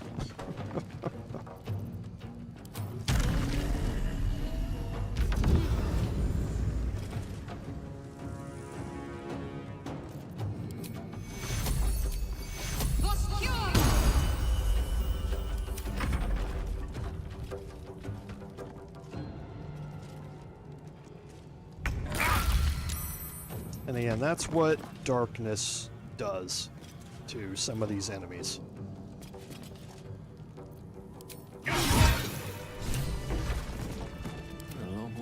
more to do. It's absolutely preposterous that any of us are alive. Maybe we're not. Pinch yourself and check we're not dreaming the last of our lives as we die screaming!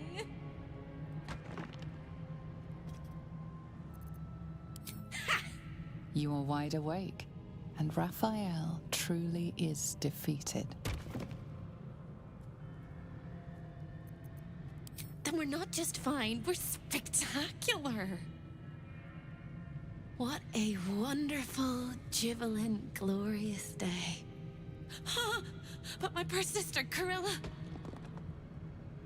It is not right that she died. And that makes me want to weep an ocean.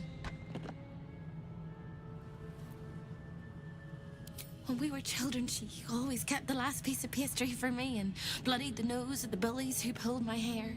She was my sister. But as a wise woman once said, there's no point in crying over spilt blood. We must go on. And despite all the years I've lost, I have enough love in my heart to guide you home. For the first time since you heard her voice, hope seems calm, and the peace flows from her into you, soothing your very soul. And go where? I don't think I quite know how to be anywhere else but here anymore. With a lick of paint and a thorough cleaning, this could be a lovely little house. And I can hardly leave. After all, who would ever want to think of hell without hope? I hope I'll see Corilla again one day, and that she'll say sorry, and I'll tell her she's forgiven. I hope I find all the pieces of my mind that fell out of my head over all those years, and that I'll be able to put myself back together again. I hope the echoes of pain will fade, and memories of sorrow will die, and that you'll visit me here someday. And I hope you have a happy ending of your own. And for that, she's going to give us the gloves of soul catching. Now, before we end the stream, I'm going to quickly go over those. So, we now have to wait for our next opportunity to enter the prism and free Orpheus, because we have the Orphic hammer. We actually had it a while ago. We acquired the gauntlets for Helsix, so we need to go back and complete that. Gale talked to Mystra, and we're going to see more of that, but now we've completed the deal with the devil. We defeated him once and for all, and he's going to plague mortals no more. And we saved hope. Okay, so the one thing that we picked up there was the gloves of soul catching. These for your monk, these are the end-all be-all as far as gloves go. Your unarmed attacks deal an additional 1d10 force damage. Now, a d10 damage rider is unheard of. There's only 2 items in the game that offer a 1d10 damage rider. And force damage being the damage type that's the least resisted in the game. That makes them, for your monk build, just an amazing set of gloves. Also, once per turn, on an unarmed hit, you regain 10 hit points. That's not 1d10 hit points. That is 10 hit points. Now think about how many hits per turn a monk can do as long as they have key points, throwing flurry of blows around. You can heal a lot of hit points as long as you have key points. And then even if you don't, you're guaranteed to be able to heal 20 every turn because of your main action and then your unarmed attack bonus action. Alternatively, you may forego the healing to gain advantage on attack rolls and saving throws until the end of your next turn. It's just an OP set of gloves. And then on top of that, your constitution is +2 up to a max of 20. I wish I had a monk build right now. But if you do have a monk build, it makes prioritizing coming to Raphael a big deal, because you want to be able to utilize these gloves for as long as you can in your playthrough. The other thing that you can pick up is actually here on Raphael, and we've seen this in the honor mode playthrough. This is where you get the Helldusk armor. So you are proficient with it while you're wearing it. You don't have to be heavy armor proficient. If you succeed a saving throw, the caster receives burning for 3 turns. And then you have resistance to fire damage and cannot be burned, which would have been really nice for this fight. And you take 3 less damage from all sources. So again, this is an amazing piece of armor that you can pick up. Traps, what a view. And nobody else in here has anything else. None of the Vengeful Campions or anything have anything that you can get. So we're going to drop our save here. We got an extra 30 minutes today because we wanted to finish the House of Hope and because I made a mistake at the start and we had to replay 10 minutes of it. But I wanted to definitely have you see that fight. So next week, I'm not leaving here yet. So next week we're going to probably have some housekeeping to do at the start. Before we head into the Murder Tribunal and we head into Orin. If you look at our quest line, we are getting rather short on quests. The Investigate the Beach quest is bugged. We cannot get rid of that because of the thing that happened back with